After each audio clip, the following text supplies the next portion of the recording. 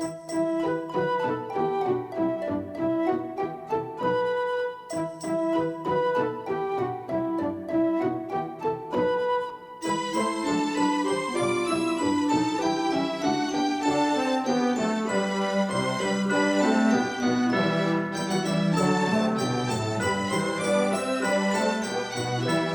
Christmas Carol, in prose, being a ghost story of Christmas, by Charles Dickens. Preface. I have endeavoured, in this ghostly little book, to raise the ghost of an idea, which shall not put my readers out of humour with themselves, with each other, with the season, or with me. May it haunt their houses pleasantly, and no one wish to lay it. Their faithful friend and servant, Charles Dickens. December, 1843. Stave 1. Marley's Ghost. Marley was dead, to begin with. There is no doubt whatever about that. The register of his burial was signed by the clergyman, the clerk, the undertaker, and the chief mourner. Scrooge signed it, and Scrooge's name was good upon change for anything he chose to put his hand to. Old Marley was as dead as a doornail. Mind, I don't mean to say that I know, of my own knowledge, what there is particularly dead about a doornail. I might have been inclined, myself, to regard a coffin-nail as the deadest piece of ironmongery in the trade. But the wisdom of our ancestors is in the simile, and my unhallowed hands shall not disturb it, or the country's done for. You will therefore permit me to repeat, emphatically, that Marley was as dead as a doornail. Scrooge knew he was dead? Of course he did. How could it be otherwise? Scrooge and he were partners for I don't know how many years. Scrooge was his sole executor, his sole administrator, his sole assign, his sole residuary legatee, his sole friend, and sole mourner. And even Scrooge was not so dreadfully cut up by the sad event, but that he was an excellent man of business on the very day of the funeral, and solemnized it with an undoubted bargain. The mention of Marley's funeral brings me back to the point I started from. There is no doubt that Marley was dead. This must be distinctly understood, or nothing wonderful can come of the story I am going to relate. If we were not perfectly convinced that Hamlet's father died before the play began, there would be nothing more remarkable in his taking a stroll at night, in an easterly wind upon his own ramparts, than there would be in any other middle-aged gentleman rashly turning out after dark in a breezy spot, say St. Paul's churchyard, for instance, literally to astonish his son's weak mind. Scrooge never painted out old Marley's name. There it stood, years afterwards, above the warehouse door, Scrooge and Marley.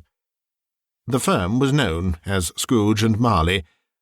Sometimes people new to the business called Scrooge Scrooge, and sometimes Marley. But he answered to both names. It was all the same to him. Oh, but he was a tight-fisted hand at the grindstone, Scrooge. A squeezing, wrenching, grasping, scraping, clutching, covetous old sinner. Hard and sharp as flint, from which no steel had ever struck out generous fire. Secret and self-contained, and solitary as an oyster. The cold within him froze his old features, nipped his pointed nose, shrivelled his cheek, stiffened his gait, made his eyes red, his thin lips blue, and spoke out shrewdly in his grating voice. A frosty rime was on his head, and on his eyebrows, and his wiry chin. He carried his own low temperature always about with him. He iced his office in the dog days, and didn't thaw it 1 degree at Christmas. External heat and cold had little influence on Scrooge. No warmth could warm, no wintry weather chill him. No wind that blew was bitterer than he. No falling snow was more intent upon its purpose. No pelting rain less open to entreaty. Foul weather didn't know where to have him. The heaviest rain and snow and hail and sleet could boast of the advantage over him in only one respect. They often came down handsomely, and Scrooge never did. Nobody ever stopped him in the street to say, with gladsome looks, "My dear Scrooge, how are you? When will you come to see me?" No beggars implored him to bestow a trifle.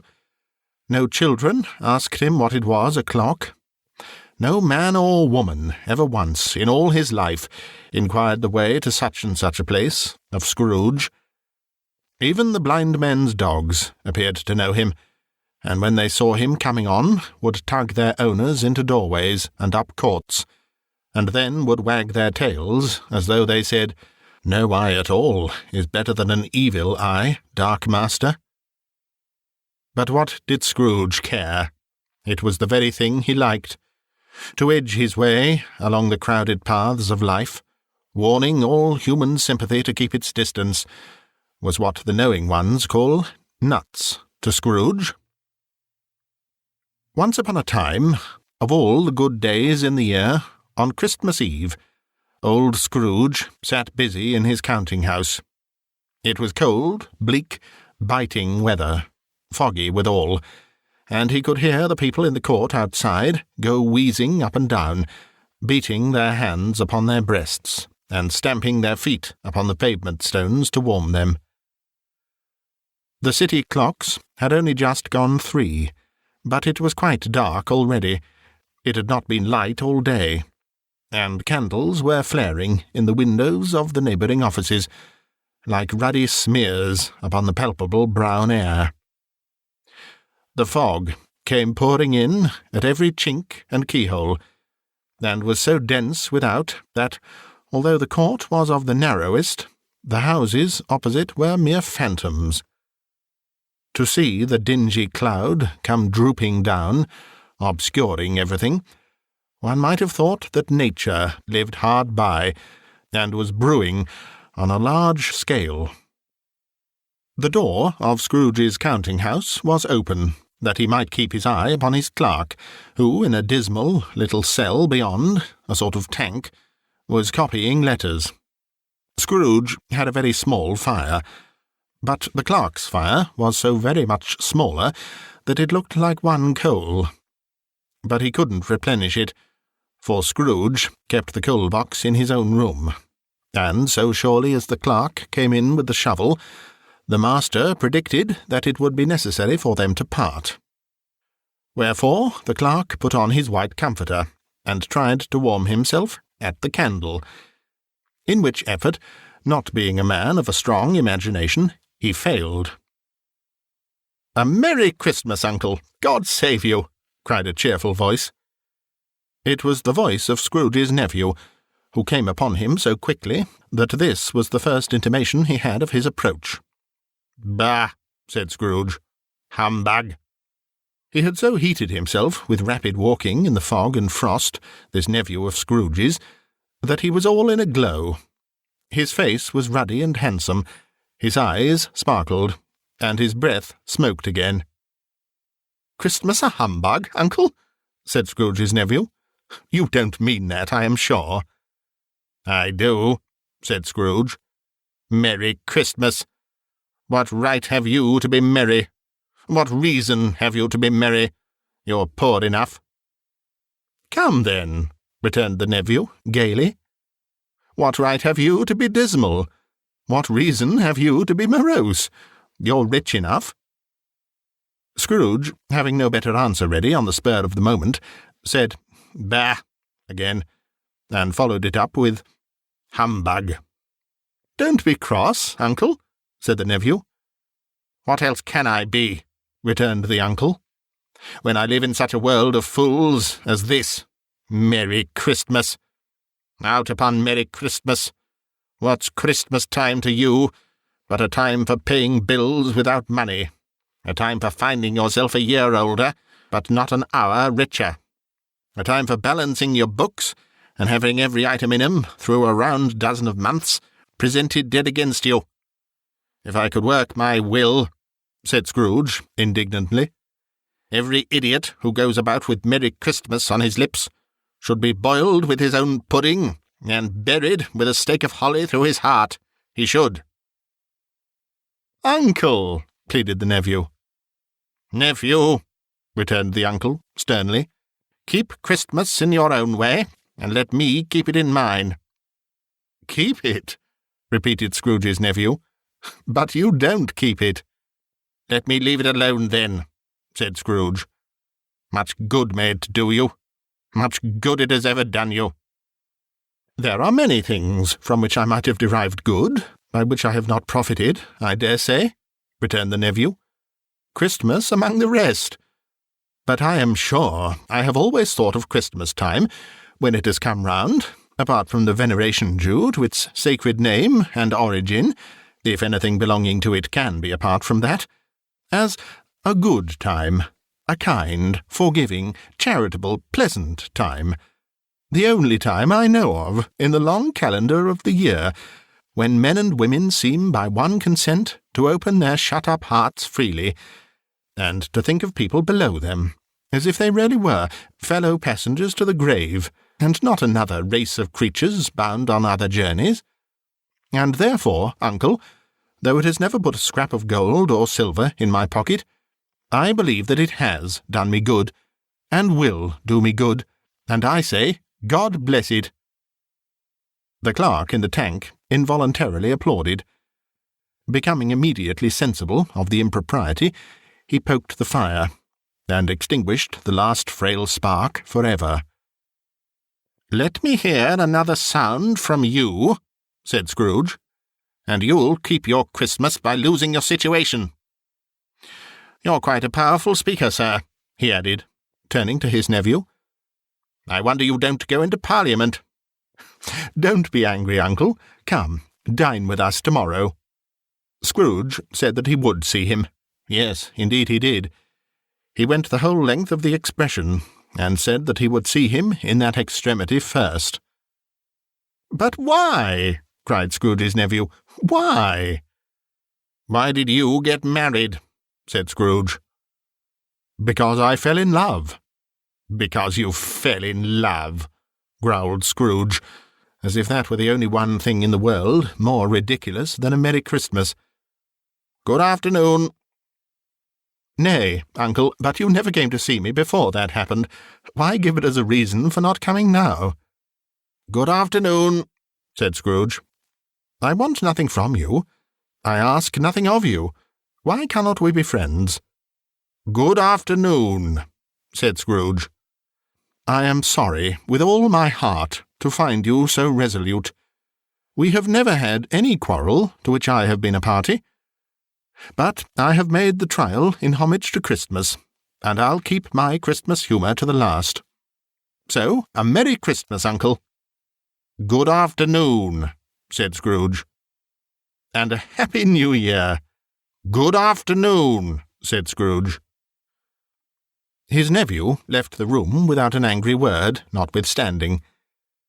He stopped at the outer door to bestow the greetings of the season on the clerk, who, cold as he was warmer than Scrooge, for he returned them cordially. "There's another fellow," muttered Scrooge, who overheard him.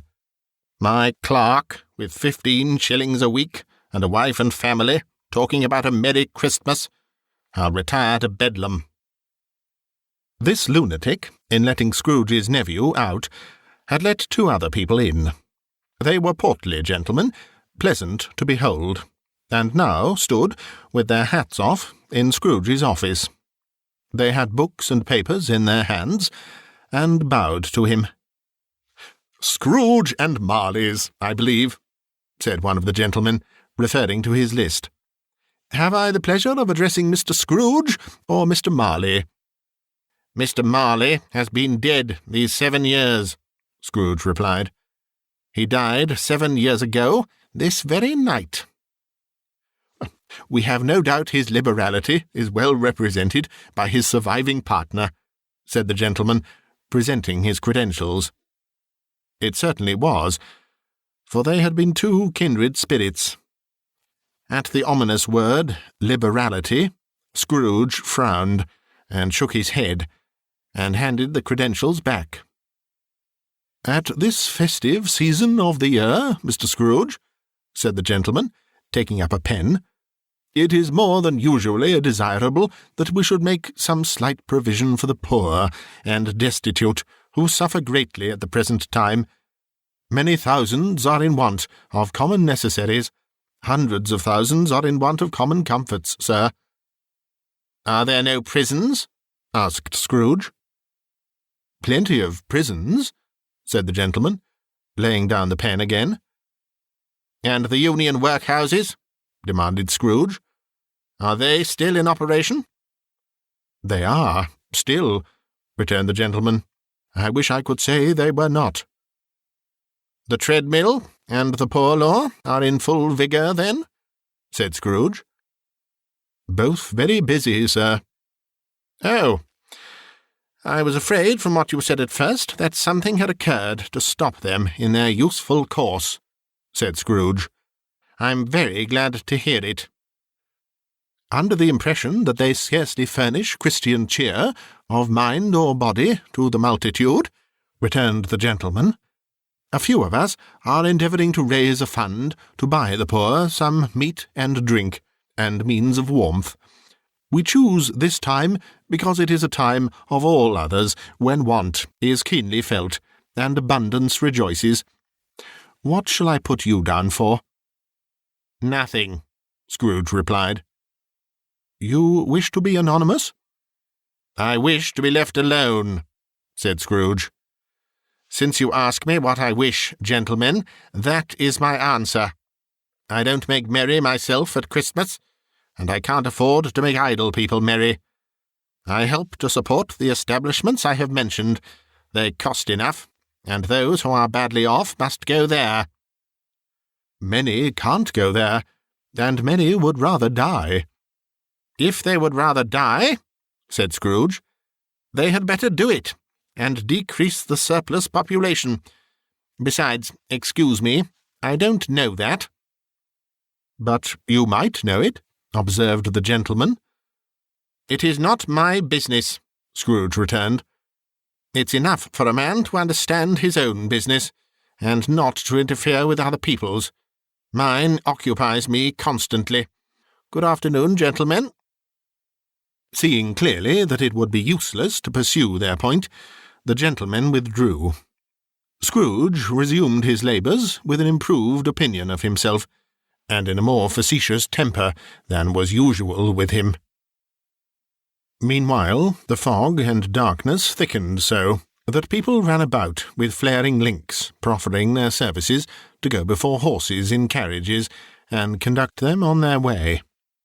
The ancient tower of a church, whose gruff old bell was always peeping slyly down at Scrooge out of a Gothic window in the wall, became invisible, and struck the hours and quarters in the clouds with tremendous vibrations afterwards, as if its teeth were chattering in its frozen head up there. The cold became intense. In the main street, at the corner of the court, some labourers were repairing the gas-pipes, and had lighted a great fire in a brazier, round which a party of ragged men and boys were gathered, warming their hands and winking their eyes before the blaze in rapture. The water-plug being left in solitude, its overflowings sullenly congealed and turned to misanthropic ice. The brightness of the shops, where holly sprigs and berries crackled in the lamp heat of the windows, made pale faces ruddy as they passed. Poulterers' and grocers' trades became a splendid joke, a glorious pageant, with which it was next to impossible to believe that such dull principles as bargain and sale had anything to do. The Lord Mayor, in the stronghold of the mighty mansion house, gave orders to his 50 cooks and butlers to keep Christmas as a Lord Mayor's household should.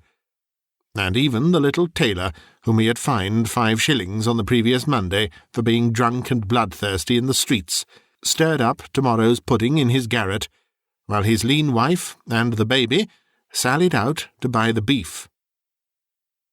Foggier yet, and colder. Piercing, searching, biting cold. If the good St. Dunstan had but nipped the evil spirit's nose, with a touch of such weather as that, instead of using his familiar weapons, then indeed he would have roared to lusty purpose. The owner of one scant young nose, gnawed and mumbled by the hungry cold, as bones are gnawed by dogs, stooped down at Scrooge's keyhole to regale him with a Christmas carol. But at the first sound of "God bless you, merry gentlemen, may nothing you dismay," Scrooge seized the ruler with such energy of action that the singer fled in terror, leaving the keyhole to the fog and even more congenial frost. At length the hour of shutting up the counting-house arrived. With an ill will, Scrooge dismounted from his stool and tacitly admitted the fact to the expectant clerk in the tank, who instantly snuffed his candle out and put on his hat. "You'll want all day tomorrow, I suppose," said Scrooge. "If quite convenient, sir." "It's not convenient," said Scrooge.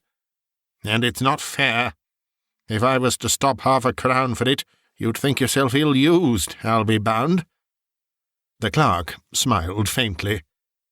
"And yet," said Scrooge, "you don't think me ill-used when I pay a day's wages for no work?"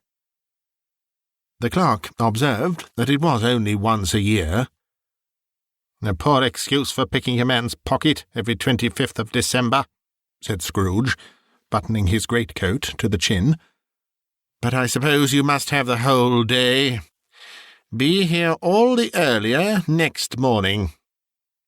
The clerk promised that he would, and Scrooge walked out with a growl.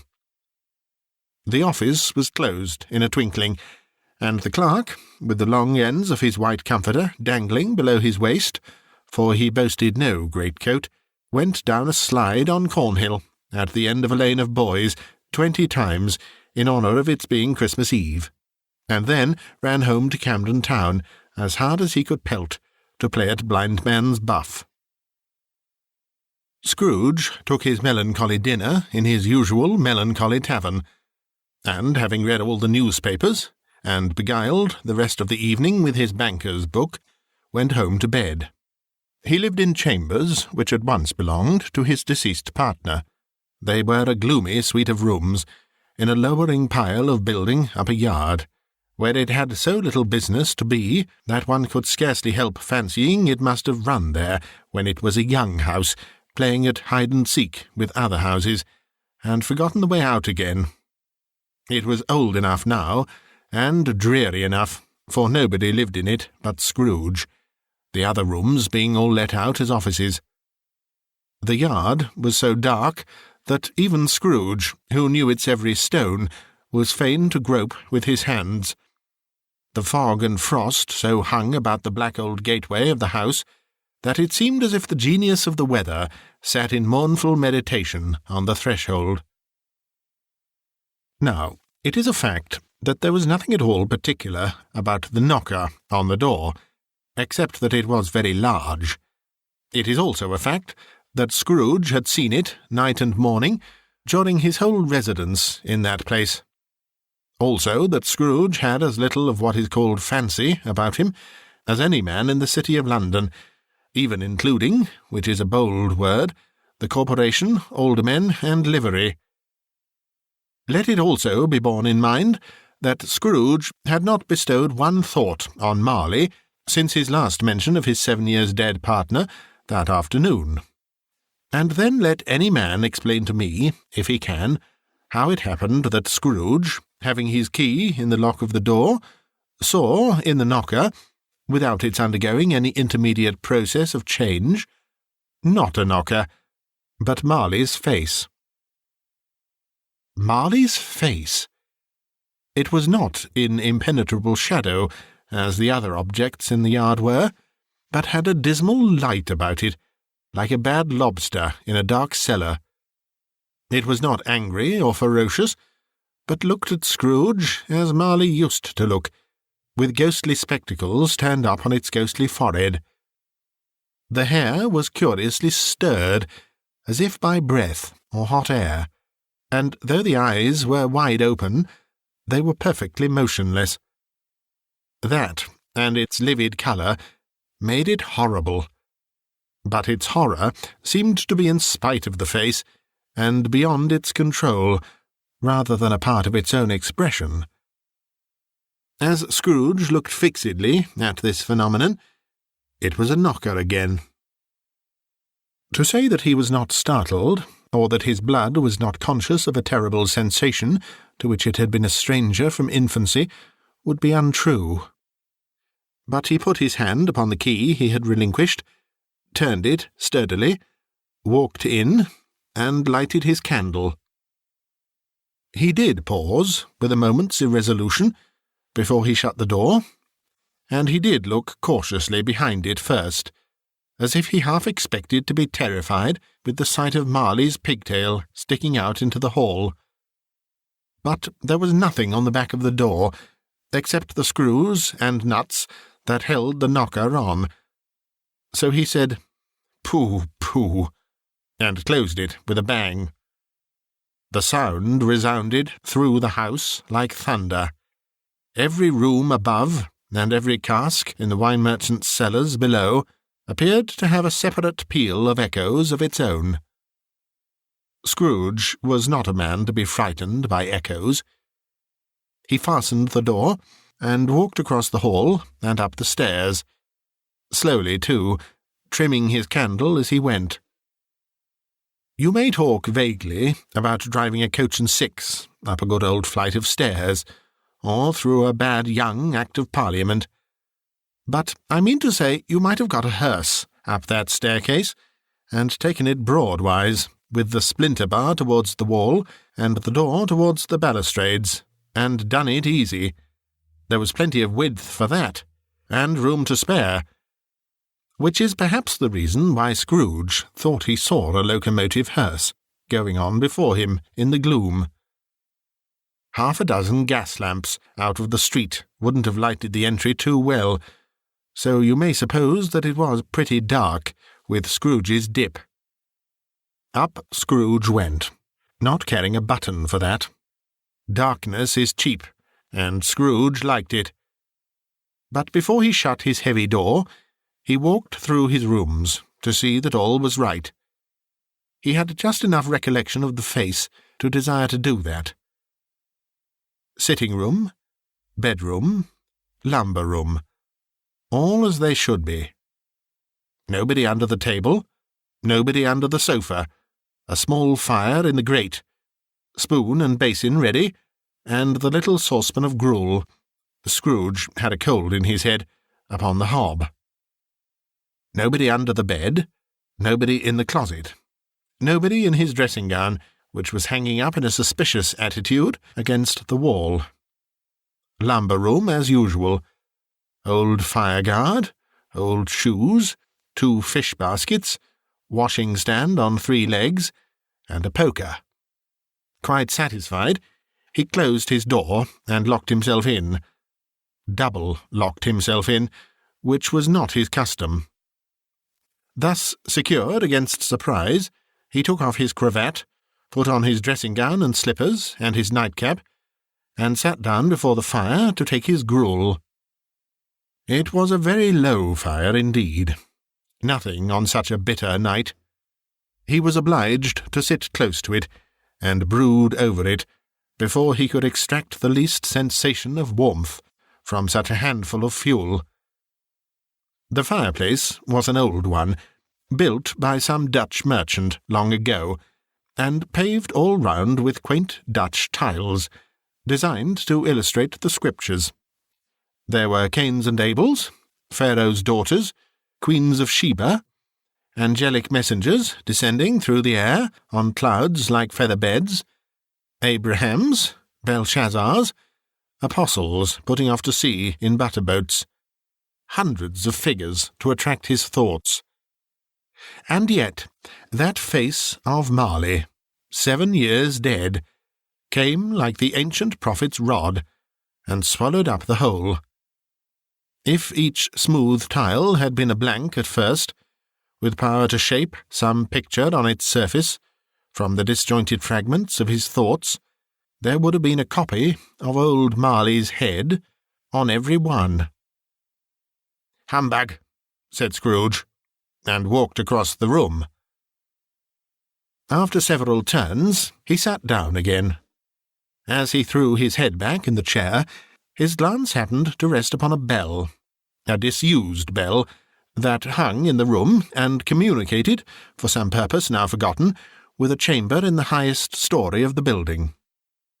It was with great astonishment, and with a strange, inexplicable dread, that, as he looked, he saw this bell begin to swing. It swung so softly in the outset that it scarcely made a sound, but soon it rang out loudly, and so did every bell in the house. This might have lasted half a minute, or a minute, but it seemed an hour. The bells ceased as they had begun, together. They were succeeded by a clanking noise, deep down below, as if some person were dragging a heavy chain over the casks in the wine-merchant's cellar. Scrooge then remembered to have heard that ghosts in haunted houses were described as dragging chains. The cellar door flew open with a booming sound, and then he heard the noise much louder on the floors below. Then coming up the stairs. Then coming straight towards his door. "It's humbug still," said Scrooge. "I won't believe it." His colour changed, though, when, without a pause, it came on, through the heavy door, and passed into the room before his eyes. Upon its coming in, the dying flame leaped up, as though it cried, "I know him, Marley's ghost," and fell again. The same face, the very same.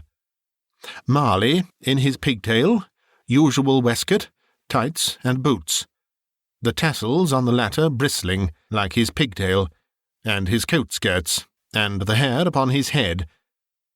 The chain he drew was clasped about his middle.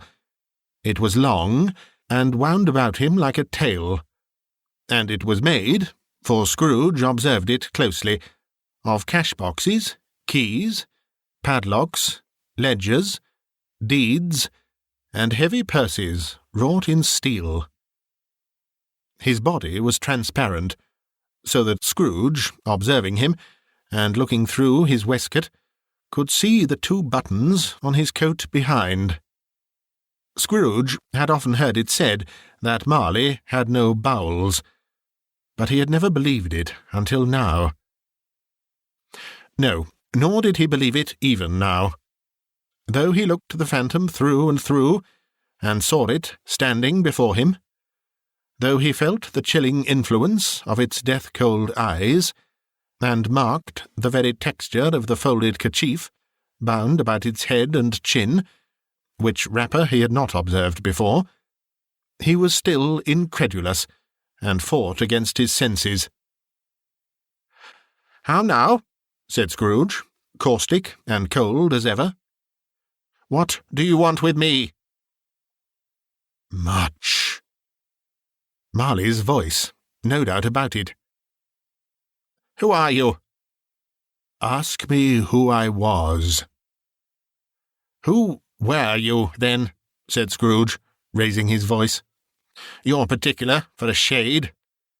He was going to say, to a shade, but substituted this as more appropriate. "In life, I was your partner, Jacob Marley." Can you sit down?" asked Scrooge, looking doubtfully at him. "I can."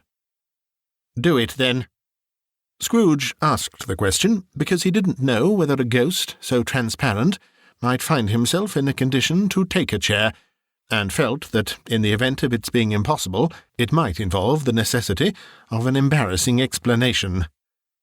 But the ghost sat down on the opposite side of the fireplace, as if he were quite used to it. "You don't believe in me," observed the ghost. "I don't," said Scrooge. "What evidence would you have of my reality beyond that of your senses?" "I don't know," said Scrooge. "Why do you doubt your senses?" "Because," said Scrooge, "a little thing affects them. A slight disorder of the stomach makes them cheats. You may be an undigested bit of beef, a blot of mustard, a crumb of cheese, a fragment of an underdone potato. There's more of gravy than of grave about you, whatever you are." Scrooge was not much in the habit of cracking jokes, nor did he feel, in his heart, by any means waggish then. The truth is that he tried to be smart, as a means of distracting his own attention and keeping down his terror, for the spectre's voice disturbed the very marrow in his bones. To sit, staring at those fixed glazed eyes, in silence for a moment, would play, Scrooge felt, the very deuce with him. There was something very awful, too, in the spectre's being provided with an infernal atmosphere of its own. Scrooge could not feel it himself, but this was clearly the case, for though the ghost sat perfectly motionless, its hair, and skirts, and tassels were still agitated, as by the hot vapour from an oven. "You see this toothpick?" said Scrooge, returning quickly to the charge, for the reason just assigned, and wishing, though it were only for a second, to divert the vision's stony gaze from himself. "I do," replied the ghost. "You are not looking at it," said Scrooge. "But I see it," said the ghost, "notwithstanding." "Well," returned Scrooge, "I have but to swallow this, and be for the rest of my days persecuted by a legion of goblins, all of my own creation. Humbug, I tell you, humbug." At this the spirit raised a frightful cry, and shook its chain with such a dismal and appalling noise that Scrooge held on tight to his chair to save himself from falling in a swoon. But how much greater was his horror when, the phantom taking off the bandage round its head, as if it were too warm to wear indoors, its lower jaw dropped down upon its breast. Scrooge fell upon his knees, and clasped his hands before his face. "Mercy," he said. "Dreadful apparition! Why do you trouble me?" "Man of the worldly mind," replied the ghost, "do you believe in me or not?" "I do," said Scrooge. "I must. But why do spirits walk the earth, and why do they come to me?" "It is required of every man," the ghost returned, "that the spirit within him should walk abroad among his fellow men, and travel far and wide. And if that spirit goes not forth in life, it is condemned to do so after death. It is doomed to wander through the world, oh, woe is me, and witness what it cannot share, but might have shared on earth, and turned to happiness." Again the spectre raised a cry, and shook its chain, and wrung its shadowy hands. "You are fettered," said Scrooge, trembling. "Tell me, why?" "I wear the chain I forged in life," replied the ghost. "I made it, link by link, and yard by yard. I girded it on of my own free will, and of my own free will I wore it. Is its pattern strange to you?" Scrooge trembled more and more. "Or would you know," pursued the ghost, "the weight and length of the strong coil you bear yourself? It was full as heavy and as long as this 7 Christmas Eves ago. You have laboured on it since. It is a ponderous chain." Scrooge glanced about him on the floor, in the expectation of finding himself surrounded by some 50 or 60 fathoms of iron cable. But he could see nothing. "Jacob," he said imploringly, "old Jacob Marley, tell me more. Speak comfort to me, Jacob." "I have none to give," the ghost replied. "It comes from other regions, Ebenezer Scrooge, and is conveyed by other ministers to other kinds of men. Nor can I tell you what I would. A very little more is all permitted to me. I cannot rest, I cannot stay, I cannot linger anywhere. My spirit never walked beyond our counting-house. Mark me, in life my spirit never roved beyond the narrow limits of our money-changing hole, and weary journeys lie before me." It was a habit with Scrooge, whenever he became thoughtful, to put his hands in his breeches pockets. Pondering on what the ghost had said, he did so now, but without lifting up his eyes, or getting off his knees. "You must have been very slow about it, Jacob," Scrooge observed, in a business-like manner, though with humility and deference. "Slow?" the ghost repeated. 7 years dead," mused Scrooge, "and travelling all the time." "The whole time," said the ghost. "No rest, no peace, incessant torture of remorse." "You travel fast?"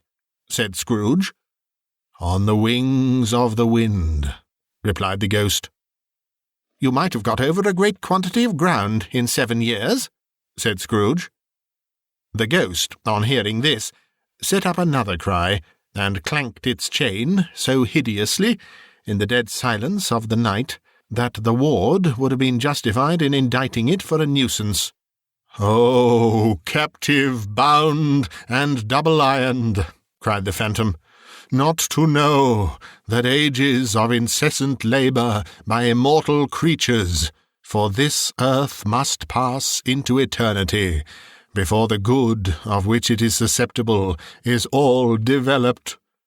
Not to know that any Christian spirit working kindly in its little sphere, whatever it may be, will find its mortal life too short for its vast means of usefulness. Not to know that no space of regret can make amends for one life's opportunity misused. Yet such was I. Oh, such was I." "But you were always a good man of business, Jacob," faltered Scrooge, who now began to apply this to himself. "Business," cried the ghost, wringing its hands again. "Mankind was my business.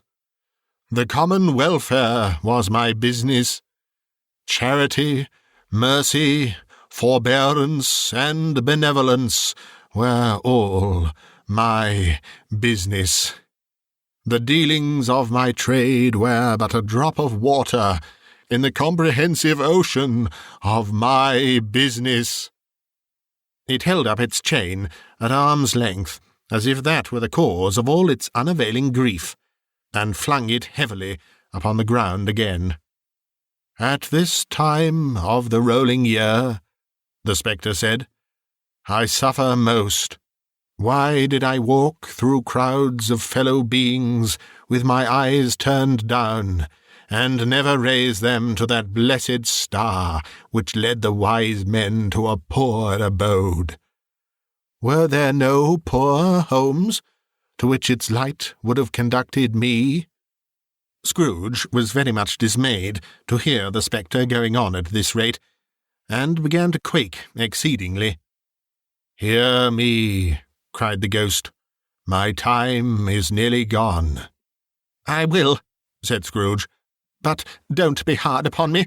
Don't be flowery, Jacob, pray." "How it is that I appear before you in a shape that you can see, I may not tell. I have sat invisible beside you many and many a day." It was not an agreeable idea. Scrooge shivered, and wiped the perspiration from his brow. "That is no light part of my penance," pursued the ghost. "I am here tonight to warn you that you have yet a chance and hope of escaping my fate, a chance and hope of my procuring Ebenezer." "You were always a good friend to me," said Scrooge. "Thank ye." "You will be haunted," resumed the ghost, "by 3 spirits." Scrooge's countenance fell, almost as low as the ghost's had done. "Is that the chance and hope you mentioned, Jacob?" he demanded, in a faltering voice. "It is." I think I'd rather not," said Scrooge. "Without their visits," said the ghost, "you cannot hope to shun the path I tread. Expect the first tomorrow, when the bell tolls 1. "Couldn't I take 'em all at once and have it over, Jacob?" hinted Scrooge. "Expect the second on the next night at the same hour. The third upon the next night, when the last stroke of 12 has ceased to vibrate. Look to see me no more, and look that, for your own sake, you remember what has passed between us." When it had said these words, the spectre took its wrapper from the table, and bound it round its head, as before. Scrooge knew this by the smart sound its teeth made, when the jaws were brought together by the bandage. He ventured to raise his eyes again, and found his supernatural visitor confronting him in an erect attitude, with its chain wound over and about its arm. The apparition walked backward from him, and at every step it took, the window raised itself a little, so that when the spectre reached it, it was wide open. It beckoned Scrooge to approach, which he did. When they were within 2 paces of each other, Marley's ghost held up its hand, warning him to come no nearer. Scrooge stopped, not so much in obedience as in surprise and fear. For on the raising of the hand, he became sensible of confused noises in the air, incoherent sounds of lamentation and regret, wailings inexpressibly sorrowful and self-accusatory. The spectre, after listening for a moment, joined in the mournful dirge, and floated out upon the bleak, dark night. Scrooge followed to the window, desperate in his curiosity. He looked out. The air was filled with phantoms, wandering hither and thither in restless haste, and moaning as they went. Every one of them wore chains like Marley's ghost. Some few, they might be guilty governments, were linked together. None were free. Many had been personally known to Scrooge in their lives. He had been quite familiar with one old ghost in a white waistcoat, with a monstrous iron safe attached to its ankle, who cried piteously at being unable to assist a wretched woman with an infant, whom it saw below upon a doorstep. The misery with them all was, clearly, that they sought to interfere for good in human matters, and had lost the power forever. Whether these creatures faded into mist, or mist enshrouded them, He could not tell. But they, and their spirit voices, faded together, and the night became, as it had been, when he walked home. Scrooge closed the window, and examined the door by which the ghost had entered. It was double-locked, as he had locked it with his own hands, and the bolts were undisturbed. He tried to say, "Humbug," but stopped at the first syllable. And being, from the emotion he had undergone, or the fatigues of the day, or his glimpse of the invisible world, or the dull conversation of the ghost, or the lateness of the hour, much in need of repose, went straight to bed, without undressing, and fell asleep upon the instant.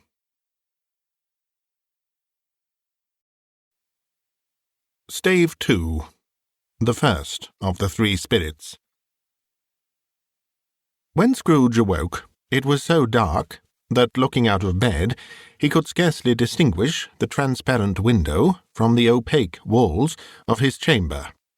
He was endeavouring to pierce the darkness with his ferret eyes, when the chimes of a neighbouring church struck the 4 quarters, so he listened for the hour.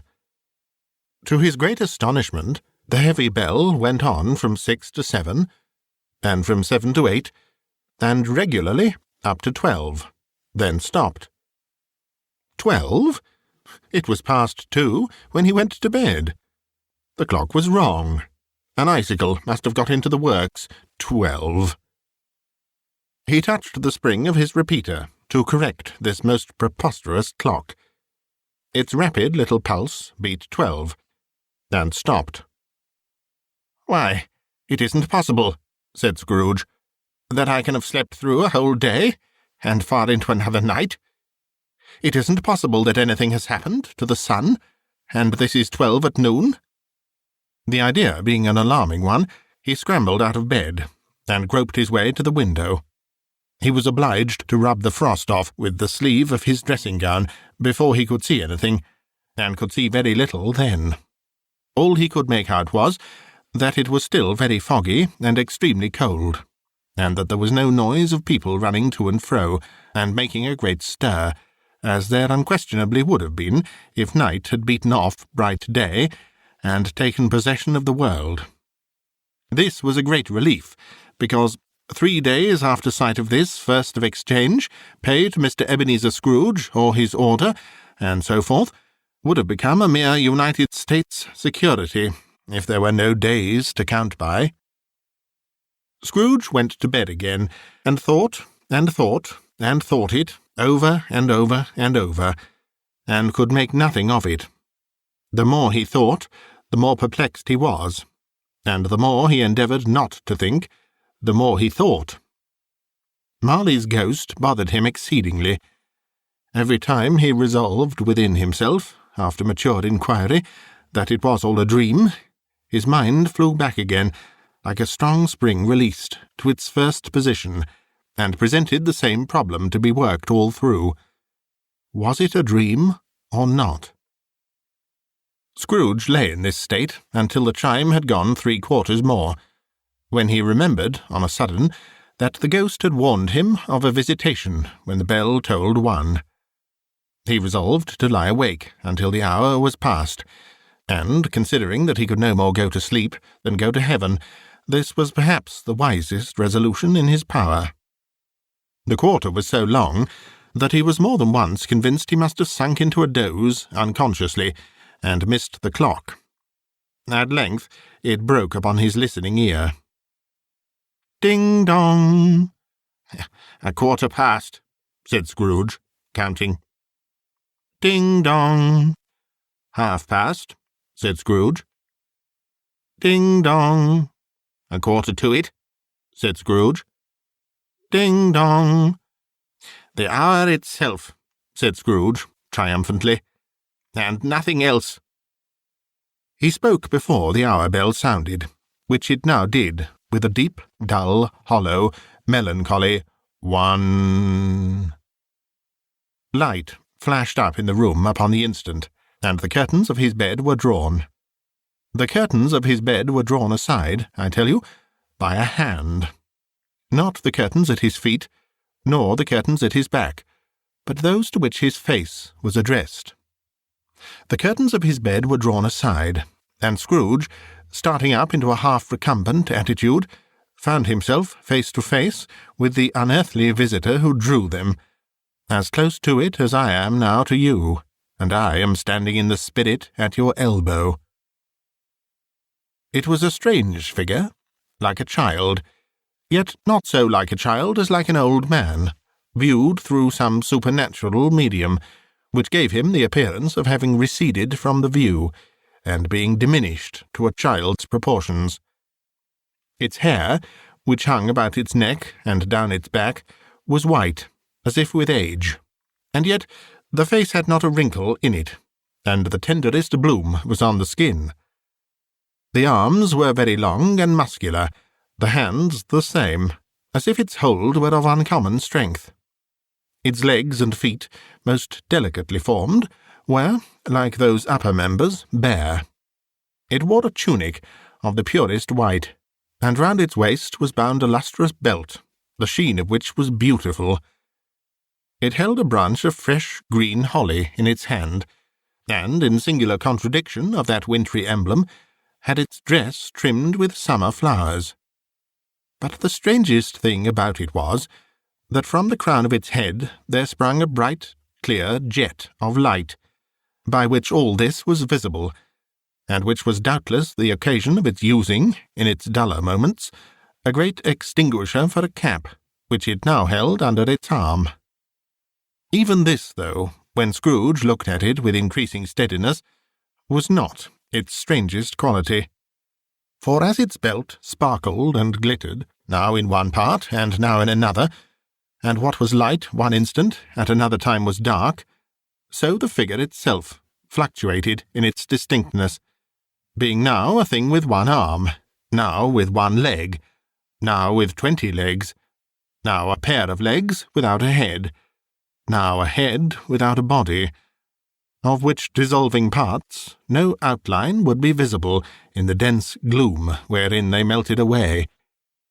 And in the very wonder of this, it would be itself again, distinct and clear as ever. "Are you the spirit, sir, whose coming was foretold to me?" asked Scrooge. "I am." The voice was soft and gentle, singularly low, as if instead of being so close beside him, it were at a distance. "Who and what are you?" Scrooge demanded.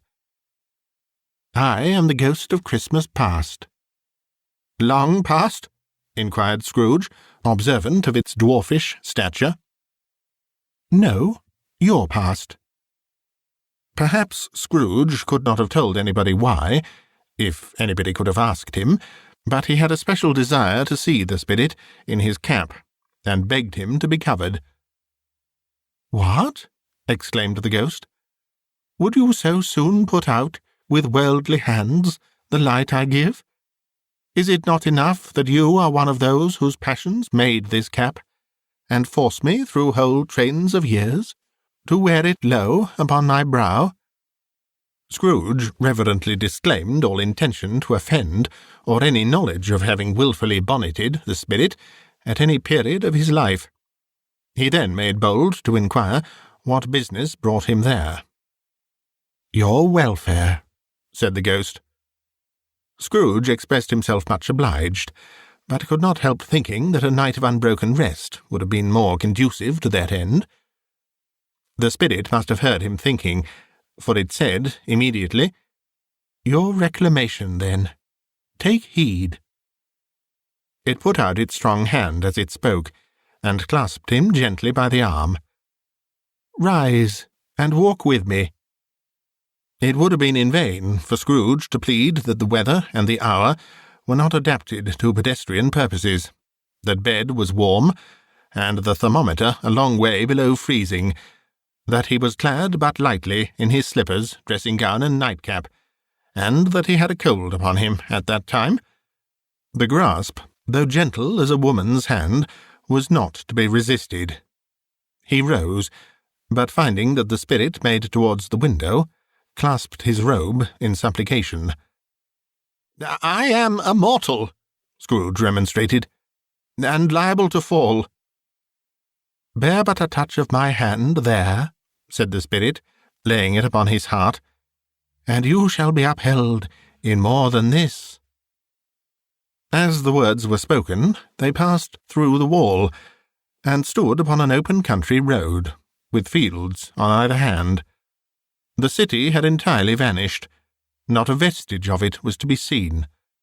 The darkness and the mist had vanished with it, for it was a clear, cold winter day, with snow upon the ground. "Good heaven!"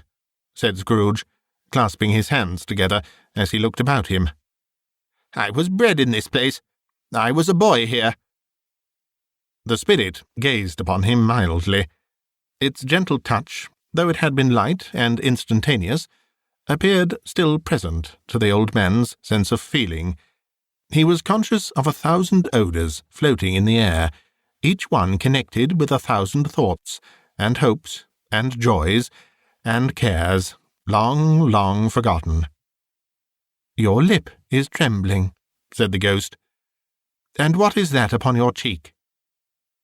Scrooge muttered, with an unusual catching in his voice, that it was a pimple, and begged the ghost to lead him where he would. "You recollect the way?" inquired the spirit. "Remember it?" cried Scrooge with fervour. "I could walk it blindfold." "Strange to have forgotten it for so many years," observed the ghost. "Let us go on." They walked along the road, Scrooge recognizing every gate, and post, and tree, until a little market town appeared in the distance, with its bridge, its church, and winding river. Some shaggy ponies now were seen trotting towards them, with boys upon their backs, who called to other boys in country gigs and carts, driven by farmers.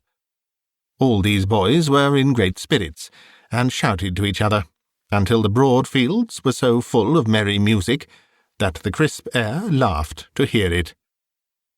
"These are but shadows of the things that have been," said the ghost.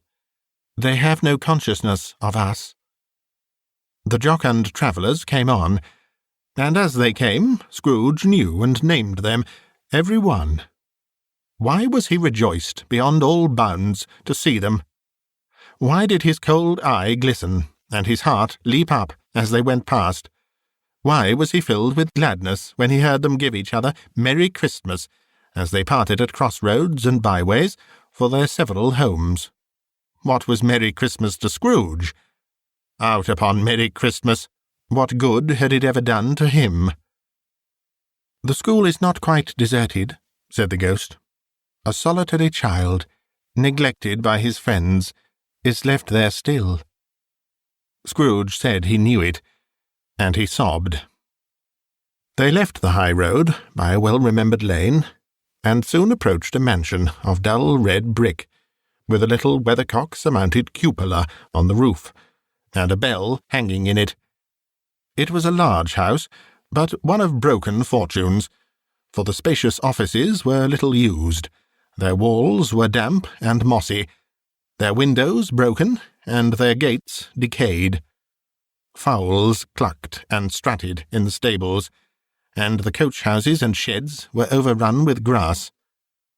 Nor was it more retentive of its ancient state within, for entering the dreary hall, and glancing through the open doors of many rooms, they found them poorly furnished, cold, and vast. There was an earthy savour in the air, a chilly bareness in the place, which associated itself, somehow, with too much getting up by candlelight, and not too much to eat. They went, the ghost and Scrooge, across the hall, to a door at the back of the house. It opened before them, and disclosed a long, bare, melancholy room, made barer still by lines of plain deal forms and desks. At one of these, a lonely boy was reading near a feeble fire, and Scrooge sat down upon a form, and wept to see his poor forgotten self as he used to be. Not a latent echo in the house, Not a squeak and scuffle from the mice behind the panelling, not a drip from the half-thawed waterspout in the dull yard behind, not a sigh among the leafless boughs of one despondent poplar, not the idle swinging of an empty storehouse door. No, not a clicking in the fire, but fell upon the heart of Scrooge with a softening influence, and gave a freer passage to his tears. The spirit touched him on the arm, and pointed to his younger self, intent upon his reading. Suddenly, a man, in foreign garments, wonderfully real and distinct to look at, stood outside the window, with an axe stuck in his belt, and leading by the bridle an ass laden with wood.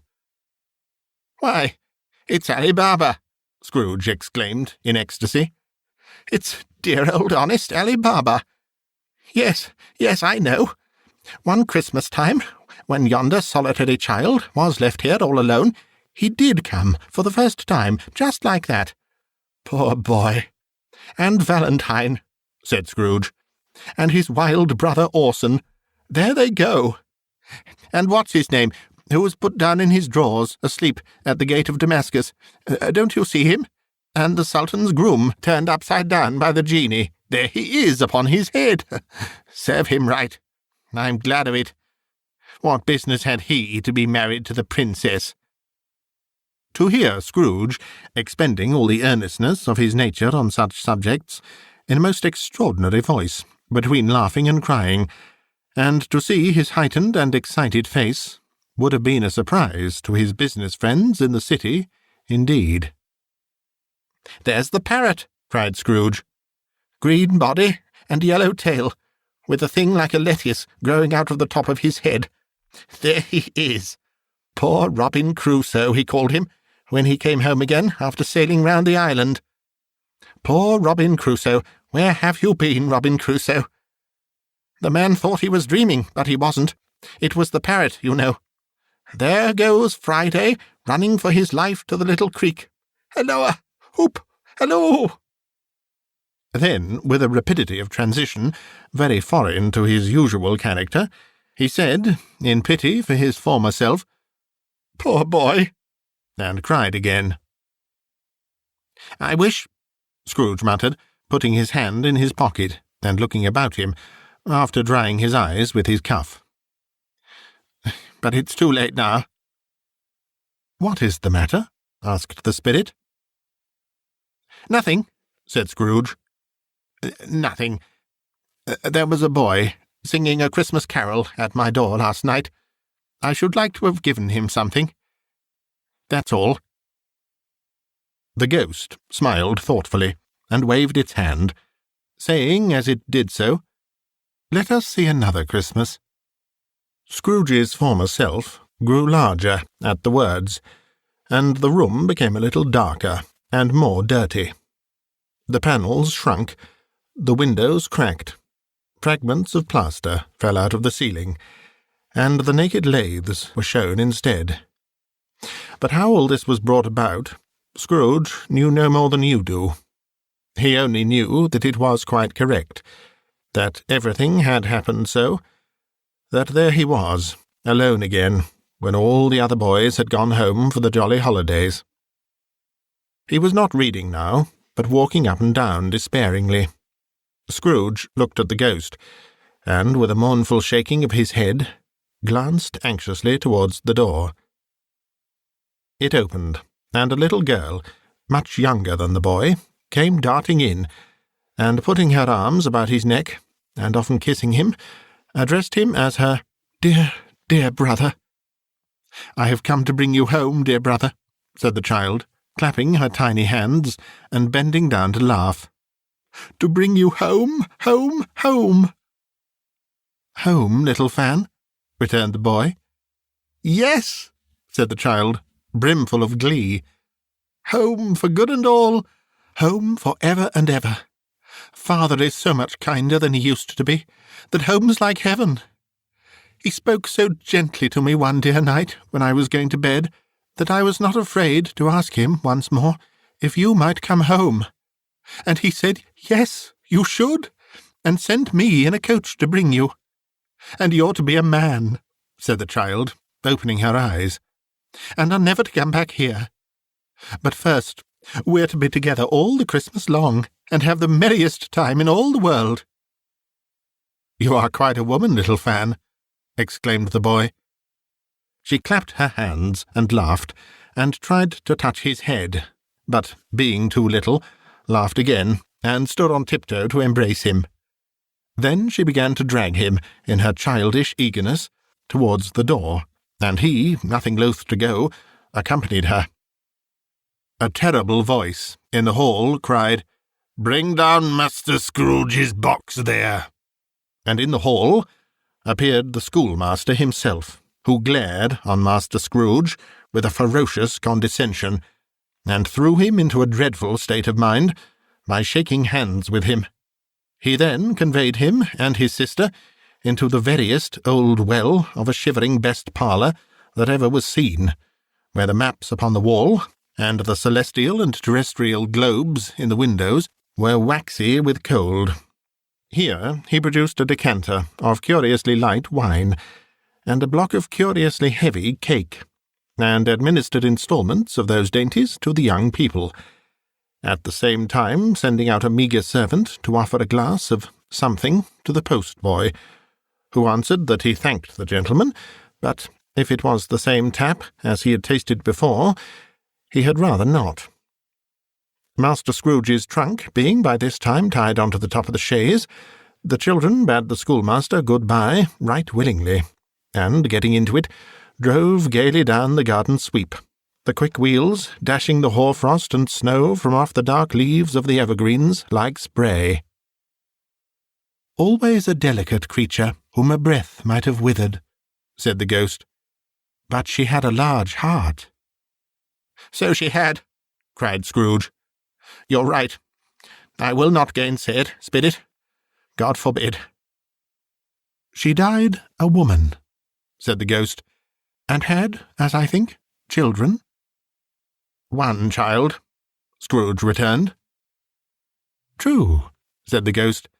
"Your nephew." Scrooge seemed uneasy in his mind, and answered briefly, "Yes."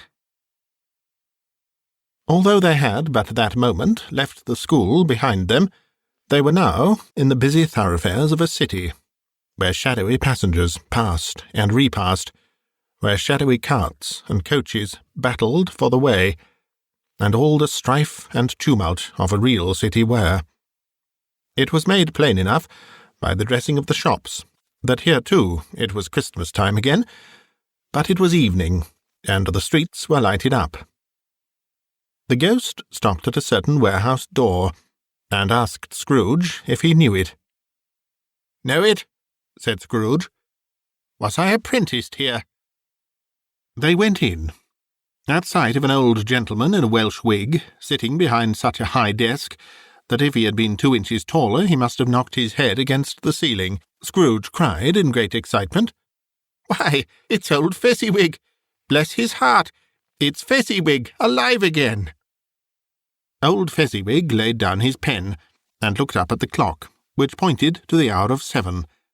He rubbed his hands, adjusted his capacious waistcoat, laughed all over himself, from his shoes to his organ of benevolence, and called out in a comfortable, oily, rich, fat, jovial voice, "Yo-ho there, Ebenezer, Dick!" Scrooge's former self, now grown a young man, came briskly in, accompanied by his fellow prentice. "Dick Wilkins, to be sure," said Scrooge to the ghost. "Bless me, yes, there he is. He was very much attached to me, was Dick. Poor Dick. Dear, dear." "Yo-ho, my boys," said Fezziwig. "No more work to-night. Christmas Eve, Dick. Christmas, Ebenezer. Let's have the shutters up," cried old Fezziwig, with a sharp clap of his hands, "before a man can say Jack Robinson." You wouldn't believe how those two fellows went at it.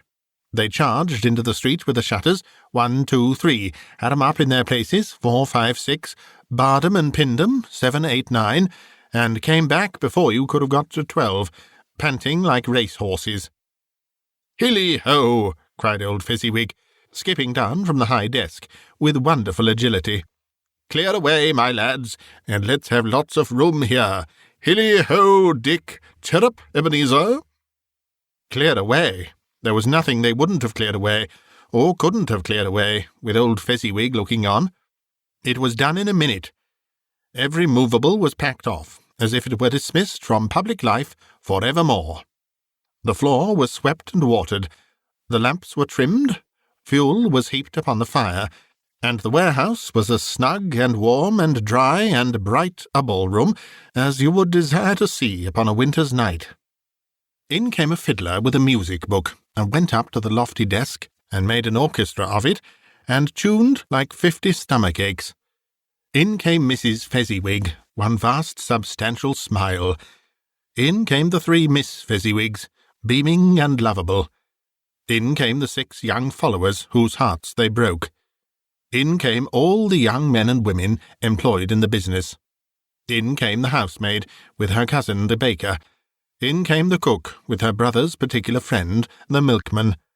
In came the boy from over the way, who was suspected of not having board enough from his master, trying to hide himself behind the girl from next door but one, who was proved to have had her ears pulled by her mistress. In they all came, one after another, some shyly, some boldly, some gracefully, some awkwardly, some pushing, some pulling. In they all came anyhow and everyhow. Away they all went, 20 couples at once, hands half round and back again the other way, down the middle and up again, round and round in various stages of affectionate grouping, old top couple always turning up in the wrong place, new top couple starting off again as soon as they got there, all top couples at last, and not a bottom one to help them. When this result was brought about, old Fezziwig, clapping his hands to stop the dance, cried out, "Well done!" and the fiddler plunged his hot face into a pot of porter, especially provided for that purpose. But, scorning rest, upon his reappearance, he instantly began again, though there were no dancers yet, as if the other fiddler had been carried home, exhausted on a shutter, and he were a brand-new man, resolved to beat him out of sight, or perish. There were more dances, and there were forfeits, and more dances, and there was cake, and there was negus, and there was a great piece of cold roast, and there was a great piece of cold boiled, and there were mince pies, and plenty of beer. But the great effect of the evening came after the roast and boiled, when the fiddler, an artful dog, mind, the sort of man who knew his business better than you or I could have told it him, struck up Sir Roger de Coverley. Then old Fezziwig stood out to dance with Mrs. Fezziwig, top couple too, with a good stiff piece of work cut out for them. 3 or 4 and 20 pair of partners, people who were not to be trifled with, people who would dance, and had no notion of walking. But if they had been twice as many, 4 times, old Fezziwig would have been a match for them, and so would Mrs. Fezziwig. As to her, she was worthy to be his partner in every sense of the term. If that's not high praise, tell me higher, and I'll use it. A positive light appeared to issue from Fezziwig's calves. They shone in every part of the dance like moons. You couldn't have predicted, at any given time, what would have become of them next. And when old Fezziwig and Mrs. Fezziwig had gone all through the dance, advance and retire, both hands to your partner, bow and curtsy, corkscrew, thread the needle, and back again to your place. Fezziwig cut so deftly that he appeared to wink with his legs, and came upon his feet again without a stagger. When the clock struck 11, this domestic ball broke up. Mr. and Mrs. Fezziwig took their stations, one on either side of the door, and shaking hands with every person individually, as he or she went out, wished him or her a Merry Christmas. When everybody had retired but the 2 prentices, they did the same to them, and thus the cheerful voices died away, and the lads were left to their beds, which were under a counter in the back shop. During the whole of this time, Scrooge had acted like a man out of his wits. His heart and soul were in the scene, and with his former self.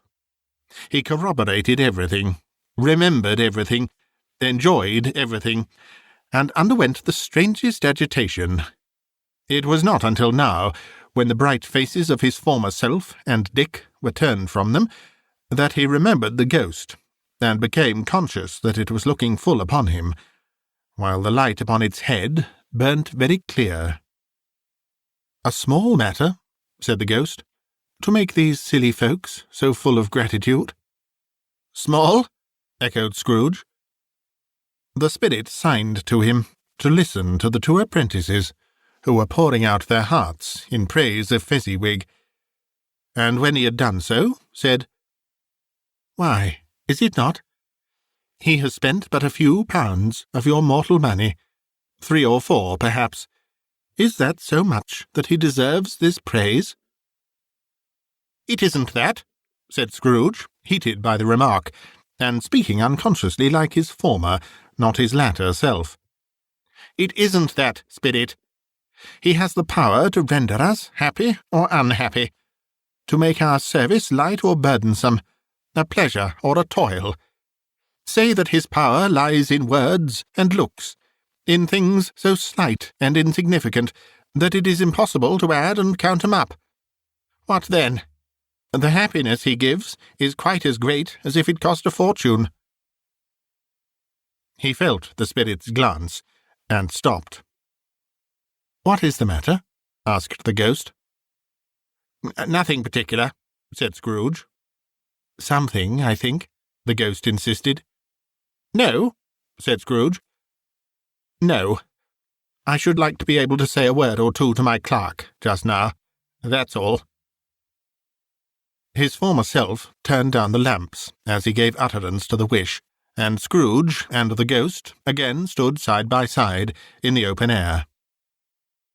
"My time grows short," observed the spirit. "Quick." This was not addressed to Scrooge, or to anyone whom he could see, but it produced an immediate effect. For again Scrooge saw himself.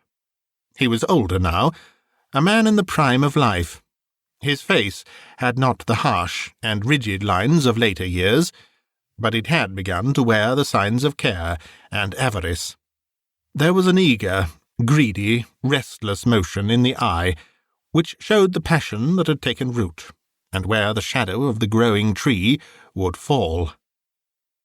He was not alone, but sat by the side of a fair young girl, in a mourning dress, in whose eyes there were tears, which sparkled in the light that shone out of the ghost of Christmas past. "It matters little," she said, softly. "To you, very little. Another idol has displaced me, and if it can cheer and comfort you in time to come, as I would have tried to do, I have no just cause to grieve." "What idol has displaced you?" he rejoined. "A golden one." "This is the even-handed dealing of the world," he said. "There is nothing on which it is so hard as poverty, and there is nothing it professes to condemn with such severity as the pursuit of wealth." "You fear the world too much," she answered gently. "All your other hopes have merged into the hope of being beyond the chance of its sordid reproach. I have seen your nobler aspirations fall off one by one, until the master passion, gain, engrosses you, have I not?" "What then?" he retorted. "Even if I have grown so much wiser, what then? I am not changed towards you." She shook her head. "Am I?" "Our contract is an old one. It was made when we were both poor, and content to be so, until in good season we could improve our worldly fortune by our patient industry. You are changed. When it was made, you were another man." "I was a boy," he said, impatiently. "Your own feeling tells you that you were not what you are," she returned. "I am. That which promised happiness when we were one in heart is fraught with misery now that we are two. How often and how keenly I have thought of this, I will not say. It is enough that I have thought of it, and can release you." "Have I ever sought release?" "In words, no, never." "In what, then?" "In a changed nature, in an altered spirit, in another atmosphere of life, another hope as its great end, in everything that made my love of any worth or value in your sight. If this had never been between us," said the girl, looking mildly, but with steadiness, upon him, "tell me, would you seek me out, and try to win me now?" "Ah, no." He seemed to yield to the justice of this supposition, in spite of himself. But he said, with a struggle, "You think not?" "I would gladly think otherwise, if I could," she answered. "Heaven knows. When I have learned a truth like this, I know how strong and irresistible it must be. But if you were free today, tomorrow, yesterday, can even I believe that you would choose a dowerless girl? You, who, in your very confidence with her, weigh everything by gain. Or, choosing her, if for a moment you were false enough to your one guiding principle to do so, do I not know that your repentance and regret would surely follow? I do, and I release you, with a full heart, for the love of him you once were." He was about to speak, but with her head turned from him, she resumed. "You may, the memory of what is past half makes me hope you will, have pain in this. A very, very brief time, and you will dismiss the recollection of it gladly, as an unprofitable dream, from which it happened well that you awoke. May you be happy in the life you have chosen." She left him, and they parted. "Spirit," said Scrooge, "show me no more. Conduct me home. Why do you delight to torture me?" "One shadow more," exclaimed the ghost. "No more," cried Scrooge. "No more. I don't wish to see it. Show me no more." But the relentless ghost pinioned him in both his arms, and forced him to observe what happened next. They were in another scene and place. A room, not very large or handsome, but full of comfort. Near to the winter fire sat a beautiful young girl, so like that last that Scrooge believed it was the same, until he saw her, now a comely matron, sitting opposite her daughter. The noise in this room was perfectly tumultuous, for there were more children there than Scrooge, in his agitated state of mind, could count, and, unlike the celebrated herd in the poem, they were not 40 children conducting themselves like one, but every child was conducting itself like 40. The consequences were uproarious beyond belief, but no one seemed to care. On the contrary, the mother and daughter laughed heartily, and enjoyed it very much, and the latter, soon beginning to mingle in the sports, got pillaged by the young brigands most ruthlessly. What would I not have given to be one of them? Though I never could have been so rude. No, no. I wouldn't for the wealth of all the world have crushed that braided hair and torn it down. And for the precious little shoe, I wouldn't have plucked it off, God bless my soul, to save my life. As to measuring her waist in sport, as they did, bold young brood, I couldn't have done it. I should have expected my arm to have grown round it for a punishment, and never come straight again.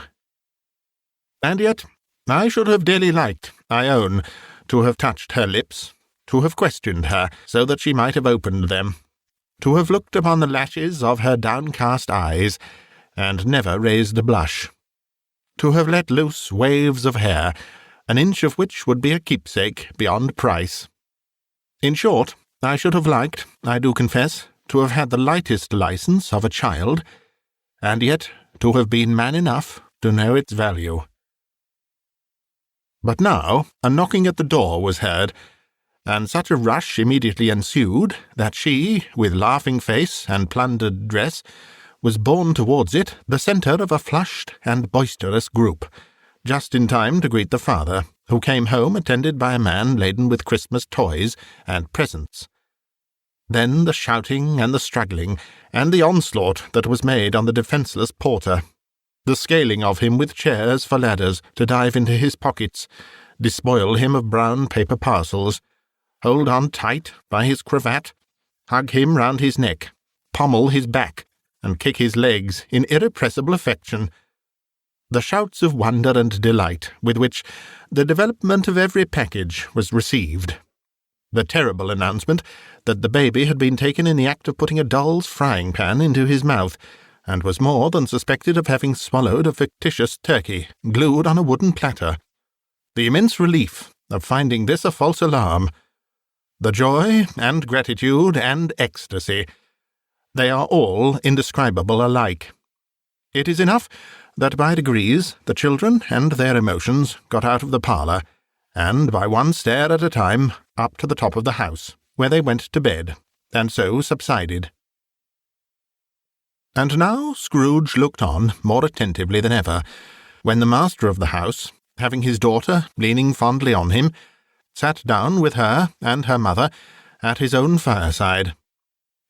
And when he thought that such another creature, quite as graceful and as full of promise, might have called him father, and been a springtime in the haggard winter of his life, his sight grew very dim indeed.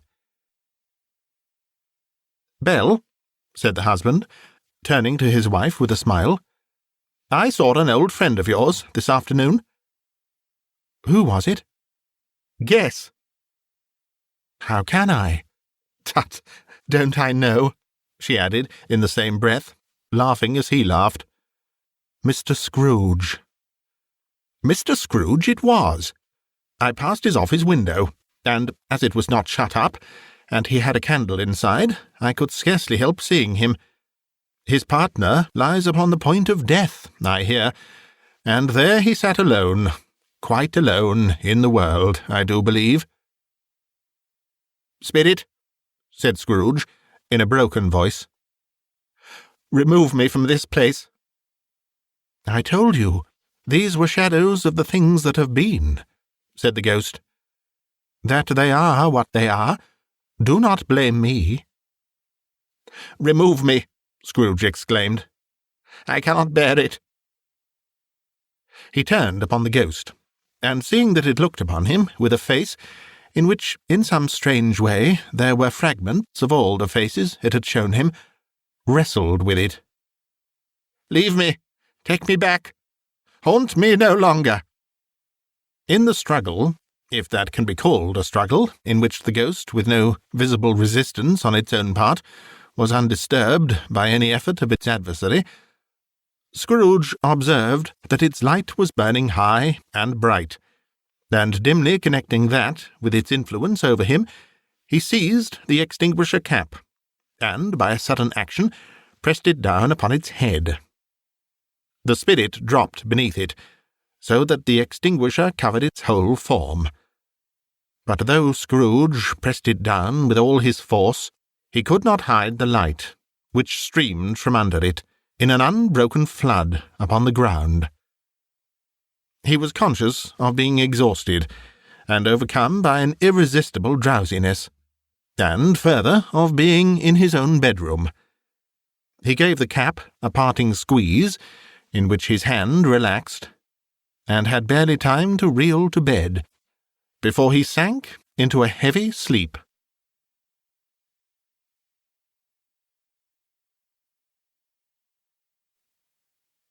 Stave V, the second of the three spirits. Awaking in the middle of a prodigiously tough snore, and sitting up in bed to get his thoughts together, Scrooge had no occasion to be told that the bell was again upon the stroke of 1. He felt that he was restored to consciousness in the right nick of time, for the especial purpose of holding a conference with the second messenger dispatched to him through Jacob Marley's intervention. But Finding that he turned uncomfortably cold when he began to wonder which of his curtains this new spectre would draw back, he put them, every one, aside with his own hands, and, lying down again, established a sharp lookout all round the bed. For he wished to challenge the spirit on the moment of its appearance, and did not wish to be taken by surprise and made nervous. Gentlemen of the free and easy sort, who plume themselves on being acquainted with a move or two, and being usually equal to the time of day, express the wide range of their capacity for adventure by observing that they are good for anything from pitch and toss to manslaughter, between which opposite extremes, no doubt, there lies a tolerably wide and comprehensive range of subjects. Without venturing for Scrooge quite as heartily as this, I don't mind calling on you to believe that he was ready for a good broad field of strange appearances, and that nothing between a baby and rhinoceros would have astonished him very much. Now, being prepared for almost anything, he was not by any means prepared for nothing, and consequently, when the bell struck 1, and no shape appeared, he was taken with a violent fit of trembling. 5 minutes, 10 minutes, a quarter of an hour went by, yet nothing came. All this time he lay upon his bed, the very core and centre of a blaze of ruddy light, which streamed upon it when the clock proclaimed the hour, and which, being only light, was more alarming than a dozen ghosts, as he was powerless to make out what it meant, or would be at, and was sometimes apprehensive that he might be at that very moment an interesting case of spontaneous combustion, without having the consolation of knowing it. At last, however, he began to think, as you or I would have thought at first, for it is always the person not in the predicament who knows what ought to have been done in it, and would unquestionably have done it too.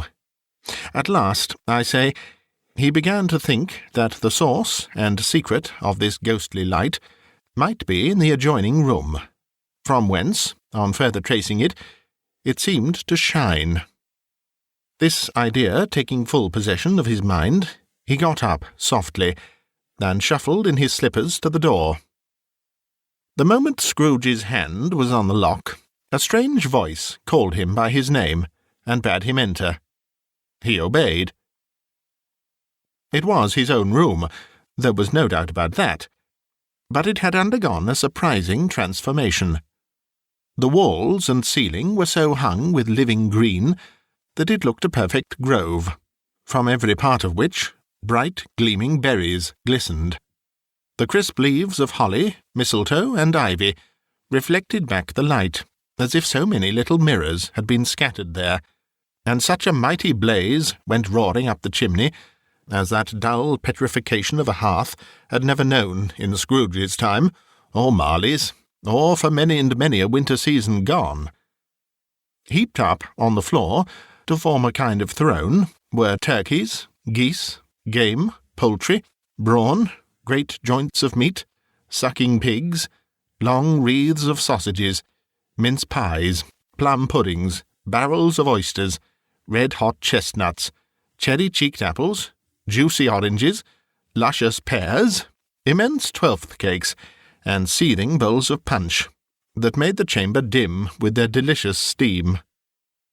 In easy state, upon this couch, there sat a jolly giant, glorious to see, who bore a glowing torch, in shape not unlike Plenty's horn, and held it up, high up, to shed its light on Scrooge, as he came peeping round the door. "Come in!" exclaimed the ghost. "Come in, and know me better, man." Scrooge entered timidly, and hung his head before this spirit. He was not the dogged Scrooge he had been, and though the spirit's eyes were clear and kind, he did not like to meet them. "I am the ghost of Christmas present," said the spirit. "Look upon me." Scrooge reverently did so. It was clothed in one simple green robe, or mantle, bordered with white fur. This garment hung so loosely on the figure that its capacious breast was bare, as if disdaining to be warded or concealed by any artifice.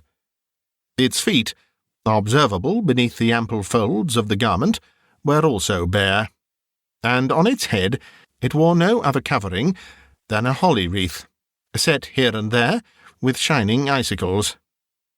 Its dark brown curls were long and free as its genial face, its sparkling eye, its open hand, its cheery voice, its unconstrained demeanour, and its joyful air. Girded round its middle was an antique scabbard, but no sword was in it, and the ancient sheath was eaten up with rust. "You have never seen the like of me before," exclaimed the spirit. "Never," Scrooge made answer to it. "Have never walked forth with the younger members of my family, meaning, for I am very young, my elder brothers born in these later years?" pursued the phantom. "I don't think I have," said Scrooge. "I am afraid I have not. Have you had many brothers, spirit?" "More than 1800, said the ghost. "A tremendous family to provide for," muttered Scrooge. The ghost of Christmas Present rose. "Spirit," said Scrooge, submissively, "conduct me where you will. I went forth last night on compulsion, and I learnt a lesson which is working now. To-night, if you have aught to teach me, let me profit by it." "Touch my robe." Scrooge did as he was told, and held it fast. Holly, mistletoe, red berries, ivy, turkeys, geese, game, poultry, brawn, meat, pigs, sausages, oysters, pies, puddings, fruit, and punch, all vanished instantly.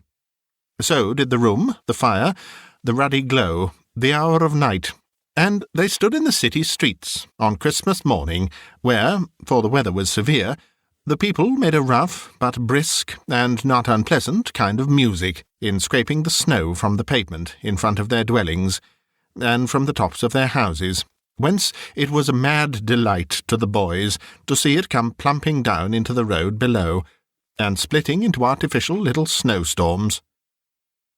The house-fronts looked black enough, and the windows blacker, contrasting with the smooth white sheet of snow upon the roofs, and with the dirtier snow upon the ground, which last deposit had been ploughed up in deep furrows by the heavy wheels of carts and waggons, furrows that crossed and recrossed each other hundreds of times, where the great streets branched off, and made intricate channels, hard to trace in the thick yellow mud and icy water.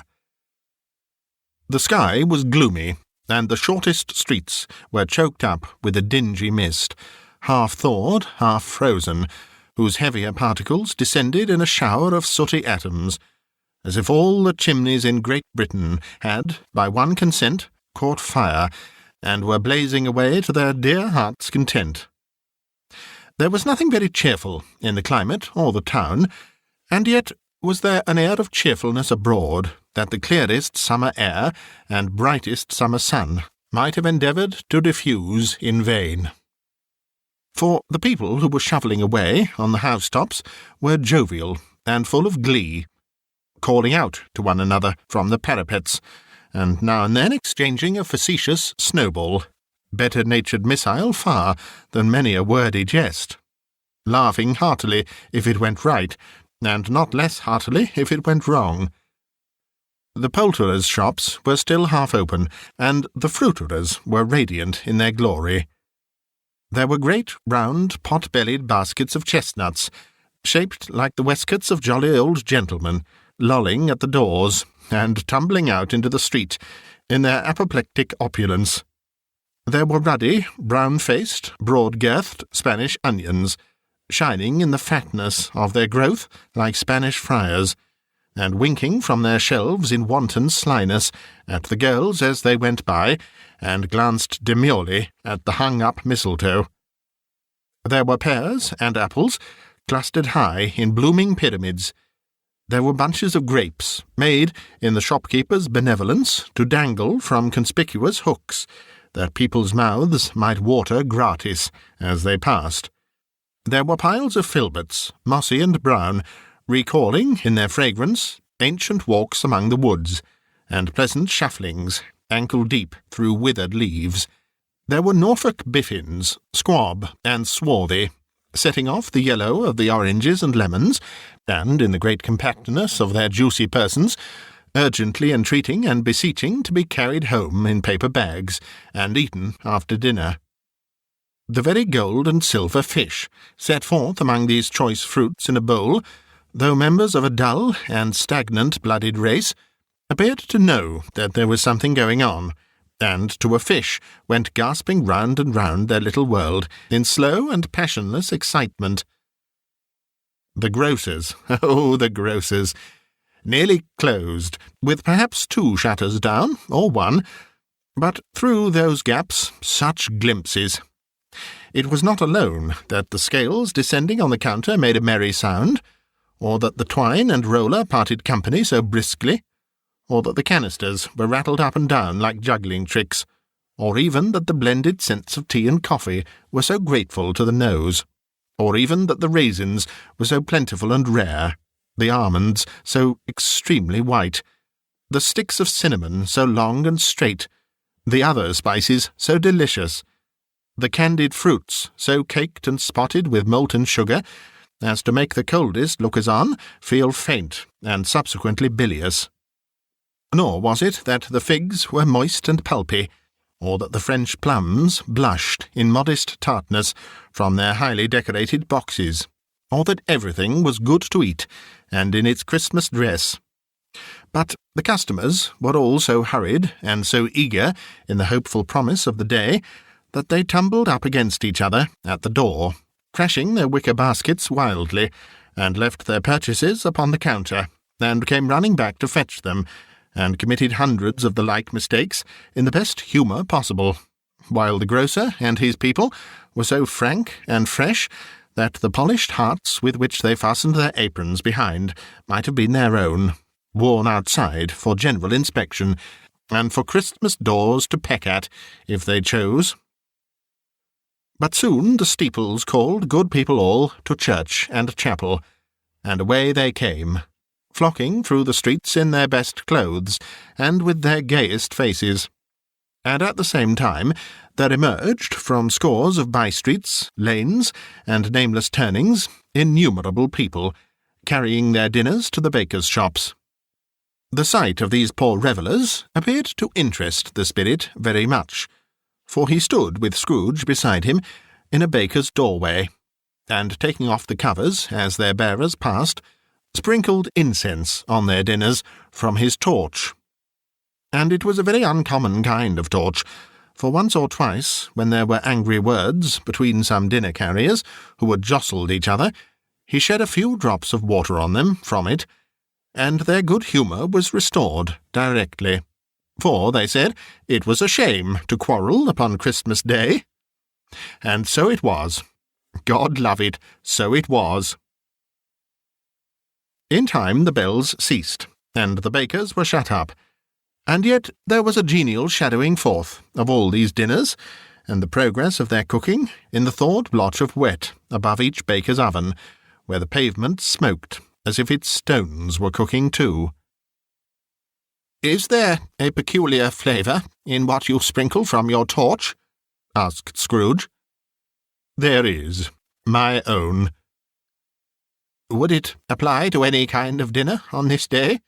asked Scrooge. "To any kindly given. To a poor one most." "Why to a poor one most?" asked Scrooge. "Because it needs it most." "Spirit," said Scrooge, after a moment's thought, "I wonder you, of all the beings in the many worlds about us, should desire to cramp these people's opportunities of innocent enjoyment." "Aye," cried the spirit. "You would deprive them of their means of dining every 7th day, often the only day on which they can be said to dine at all," said Scrooge. "Wouldn't you?" "Aye," cried the spirit. "You seek to close these places on the 7th day," said Scrooge, "and it comes to the same thing." "I seek?" exclaimed the spirit. "Forgive me if I am wrong. It has been done in your name, or, at least, in that of your family," said Scrooge.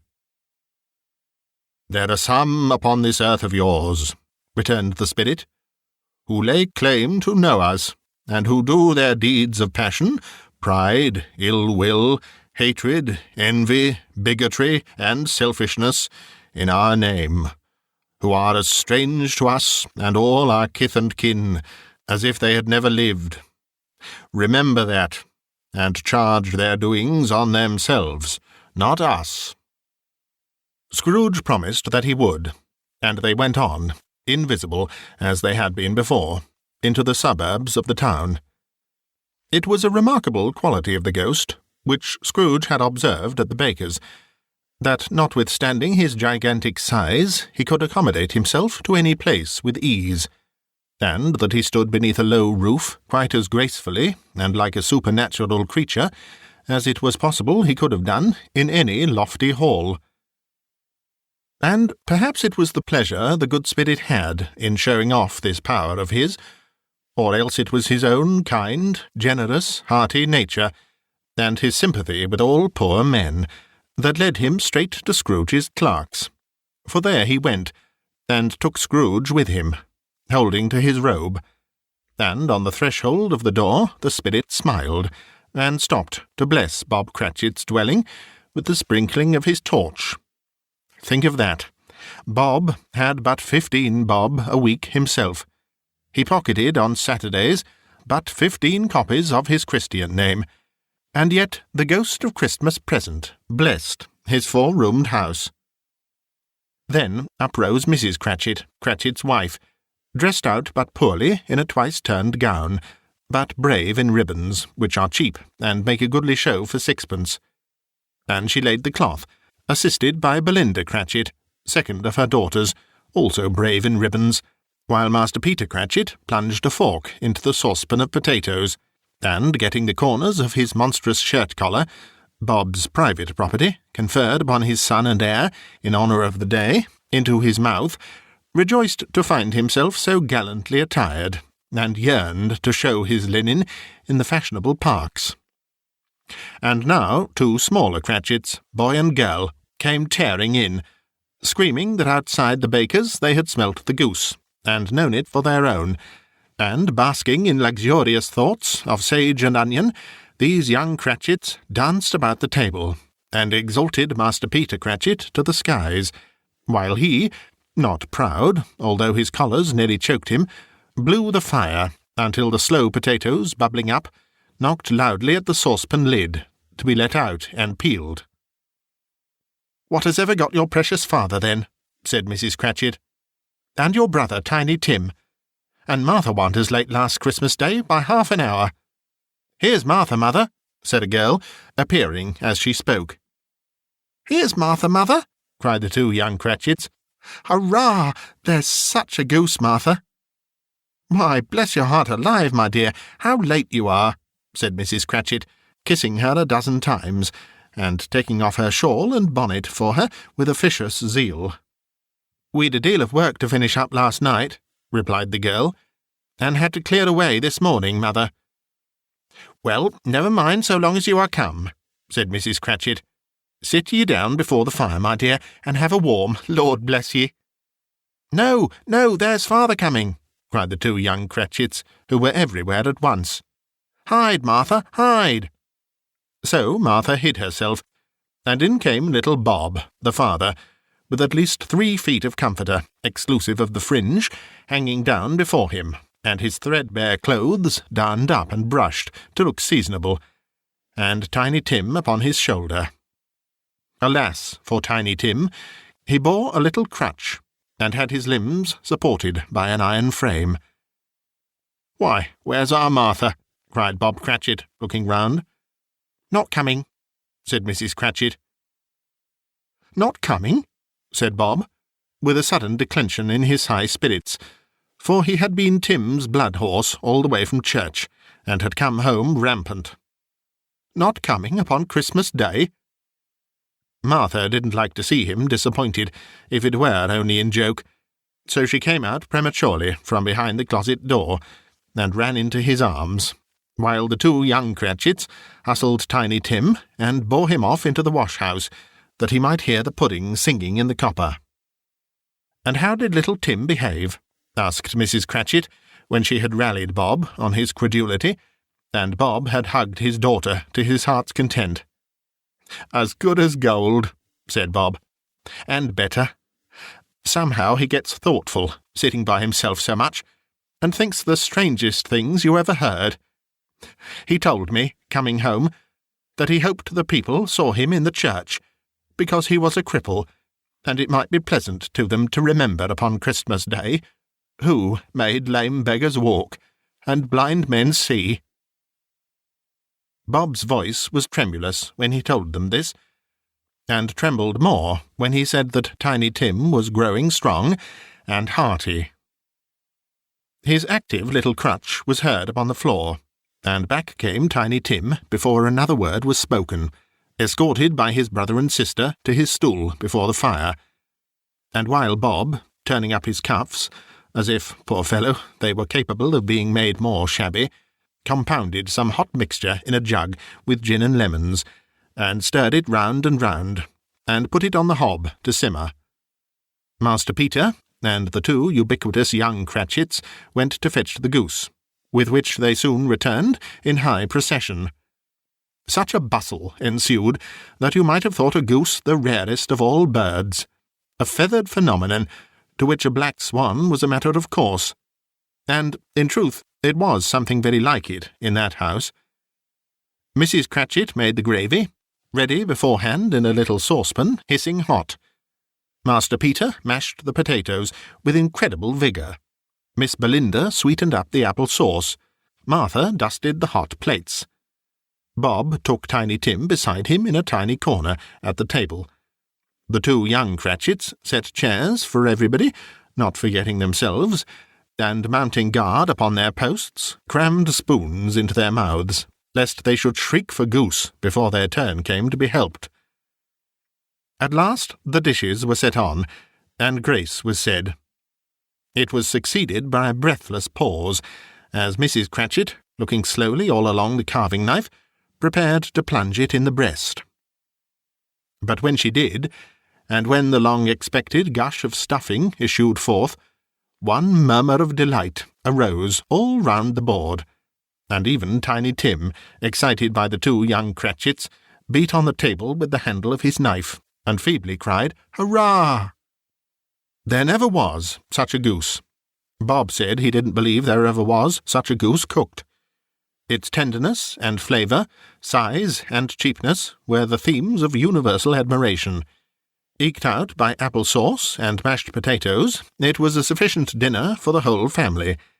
Indeed, as Mrs. Cratchit said with great delight, surveying one small atom of a bone upon the dish, they hadn't ate it all at last. Yet every one had had enough, and the youngest Cratchits, in particular, were steeped in sage and onion to the eyebrows. But now, the plates being changed by Miss Belinda, Mrs. Cratchit left the room alone, too nervous to bear witnesses, to take the pudding up and bring it in. Suppose it should not be done enough. Suppose it should break in turning out. Suppose somebody should have got over the wall of the backyard and stolen it while they were merry with the goose, a supposition at which the two young Cratchits became livid. All sorts of horrors were supposed. Hello! A great deal of steam. The pudding was out of the copper. A smell like a washing day. That was the cloth. A smell like an eating-house, and a pastry-cook's next door to each other, with a laundress's next door to that. That was the pudding. In half a minute Mrs. Cratchit entered, flushed but smiling proudly, with the pudding, like a speckled cannonball, so hard and firm, blazing in half a quartern of ignited brandy, and bedight with Christmas holly stuck into the top. Oh, a wonderful pudding! Bob Cratchit said, and calmly too, that he regarded it as the greatest success achieved by Mrs. Cratchit since their marriage. Mrs. Cratchit said that, now the weight was off her mind, she would confess she had had her doubts about the quantity of flour. Everybody had something to say about it, but nobody said or thought it was at all a small pudding for a large family. It would have been flat heresy to do so. Any Cratchit would have blushed to hint at such a thing. At last, the dinner was all done. The cloth was cleared, the hearth swept, and the fire made up. The compound in the jug being tasted, and considered perfect, apples and oranges were put upon the table, and a shovel full of chestnuts on the fire. Then all the Cratchit family drew round the hearth, in what Bob Cratchit called a circle, meaning half a one, and at Bob Cratchit's elbow stood the family display of glass, 2 tumblers, and a custard cup without a handle. These held the hot stuff from the jug, however, as well as golden goblets would have done, and Bob served it out with beaming looks, while the chestnuts on the fire sputtered and cracked noisily. Then Bob proposed, "A Merry Christmas to us all, my dears. God bless us," which all the family re-echoed. "God bless us, every one," said Tiny Tim, the last of all. He sat very close to his father's side upon his little stool. Bob held his withered little hand in his, as if he loved the child and wished to keep him by his side, and dreaded that he might be taken from him. "Spirit," said Scrooge, with an interest he had never felt before, "tell me if Tiny Tim will live." "I see a vacant seat," replied the ghost, "in the poor chimney-corner, and a crutch without an owner, carefully preserved. If these shadows remain unaltered by the future, the child will die." "No, no," said Scrooge. "Oh, no, kind spirit. Say he will be spared." "If these shadows remain unaltered by the future, none other of my race," returned the ghost, "will find him here. What then? If he be like to die, he had better do it, and decrease the surplus population." Scrooge hung his head to hear his own words quoted by the spirit, and was overcome with penitence and grief.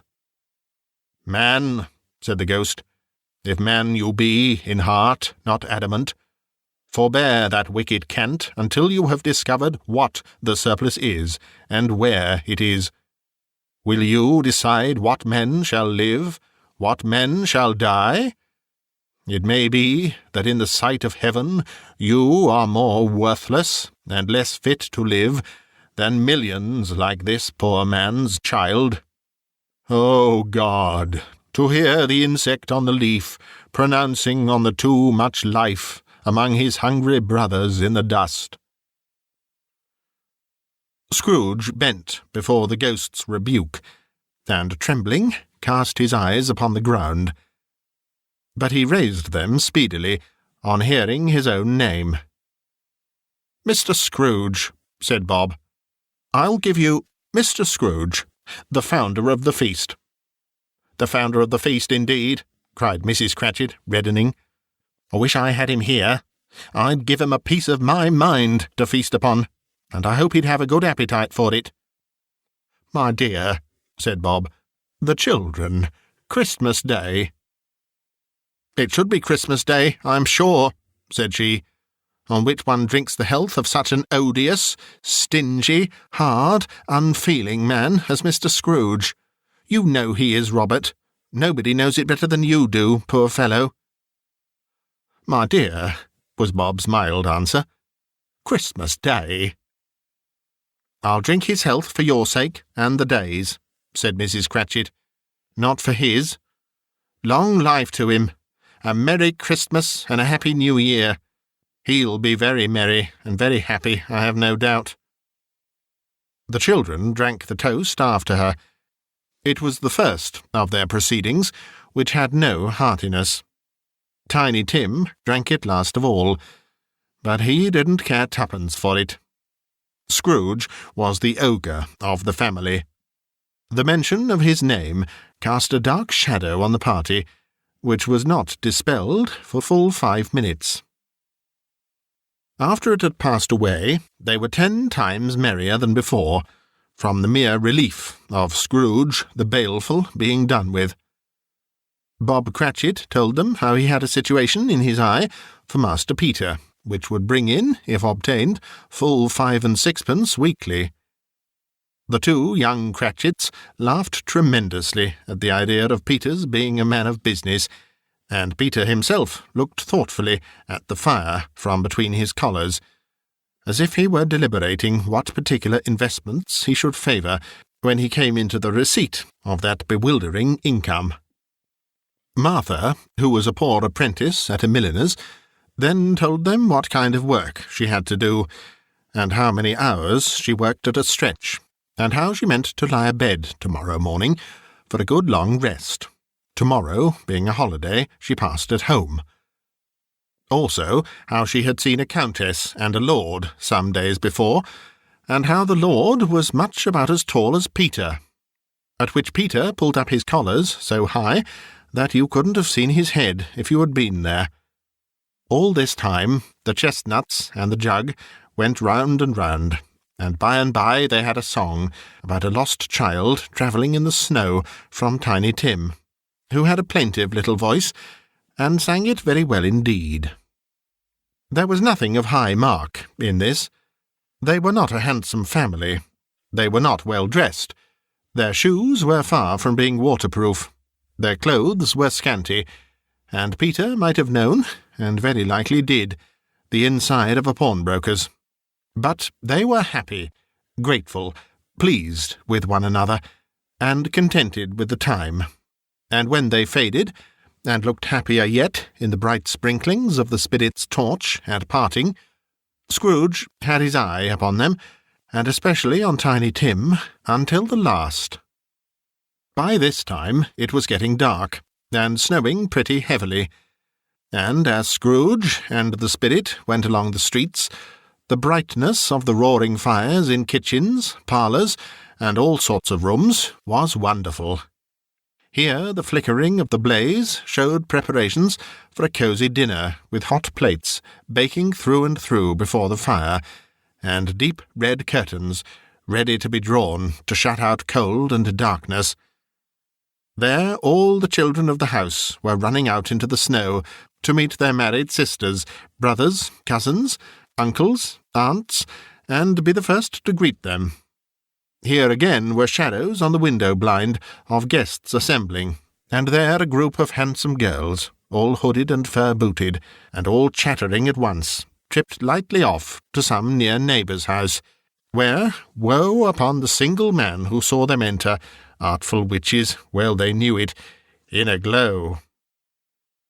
But if you had judged from the numbers of people on their way to friendly gatherings, you might have thought that no one was at home to give them welcome when they got there, instead of every house expecting company, and piling up its fires half chimney high.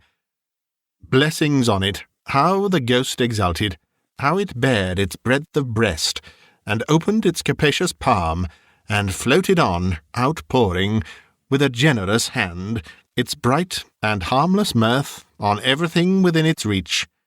The very lamplighter who ran on before, dotting the dusky street with specks of light, and who was dressed to spend the evening somewhere, laughed out loudly as the spirit passed, though little kenned the lamplighter that he had any company but Christmas.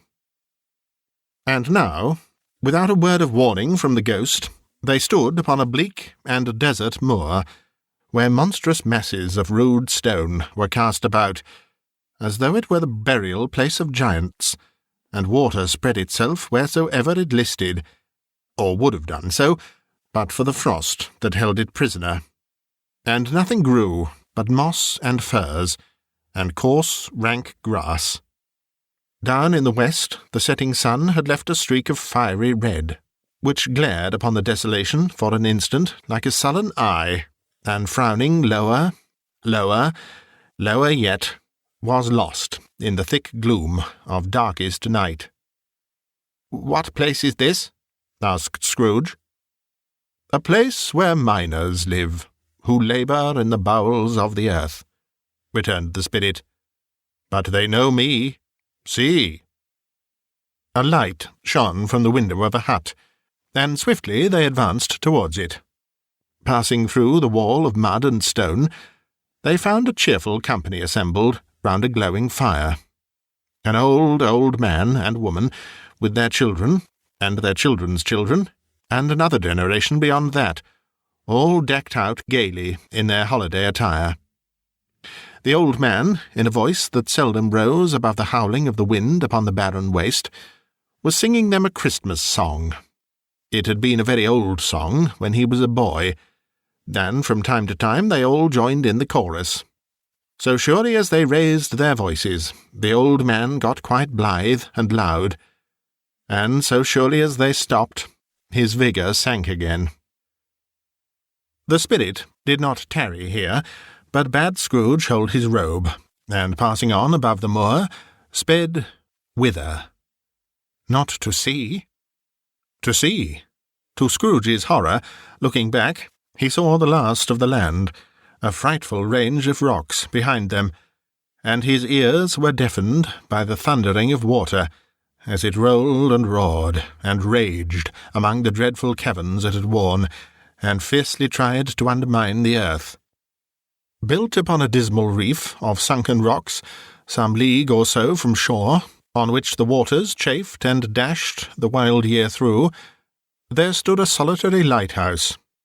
Great heaps of seaweed clung to its base, and storm-birds, born of the wind, one might suppose, as seaweed of the water, rose and fell about it, like the waves they skimmed.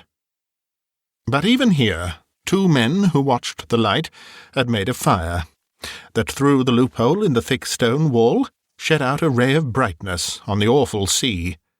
Joining their horny hands over the rough table at which they sat, they wished each other Merry Christmas in their can of grog, and one of them, the elder too, with his face all damaged and scarred with hard weather, as the figurehead of an old ship might be, struck up a sturdy song that was like a gale in itself.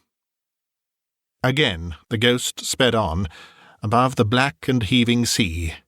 On, until, being far away, as he told Scrooge, from any shore, they lighted on a ship. They stood beside the helmsman at the wheel, the lookout in the bow, the officers who had the watch, dark, ghostly figures in their several stations. But every man among them hummed a Christmas tune, or had a Christmas thought, or spoke below his breath to his companion of some bygone Christmas day, with homeward hopes belonging to it. And every man on board, waking or sleeping, good or bad, had had a kinder word for another on that day than on any day in the year, and had shared to some extent in its festivities, and had remembered those he cared for at a distance, and had known that they delighted to remember him. It was a great surprise to Scrooge, while listening to the moaning of the wind, and thinking what a solemn thing it was to move on through the lonely darkness over an unknown abyss, whose depths were secrets as profound as death. It was a great surprise to Scrooge, while thus engaged, to hear a hearty laugh. It was a much greater surprise to Scrooge to recognise it as his own nephew's, and to find himself in a bright, dry, gleaming room, with the spirit standing smiling by his side, and looking at that same nephew with approving affability. Laughed Scrooge's nephew. If you should happen, by any unlikely chance, to know a man more blessed in a laugh than Scrooge's nephew, all I can say is, I should like to know him too. Introduce him to me, and I'll cultivate his acquaintance. It is a fair, even-handed, noble adjustment of things, that while there is infection in disease and sorrow, there is nothing in the world so irresistibly contagious as laughter and good humour.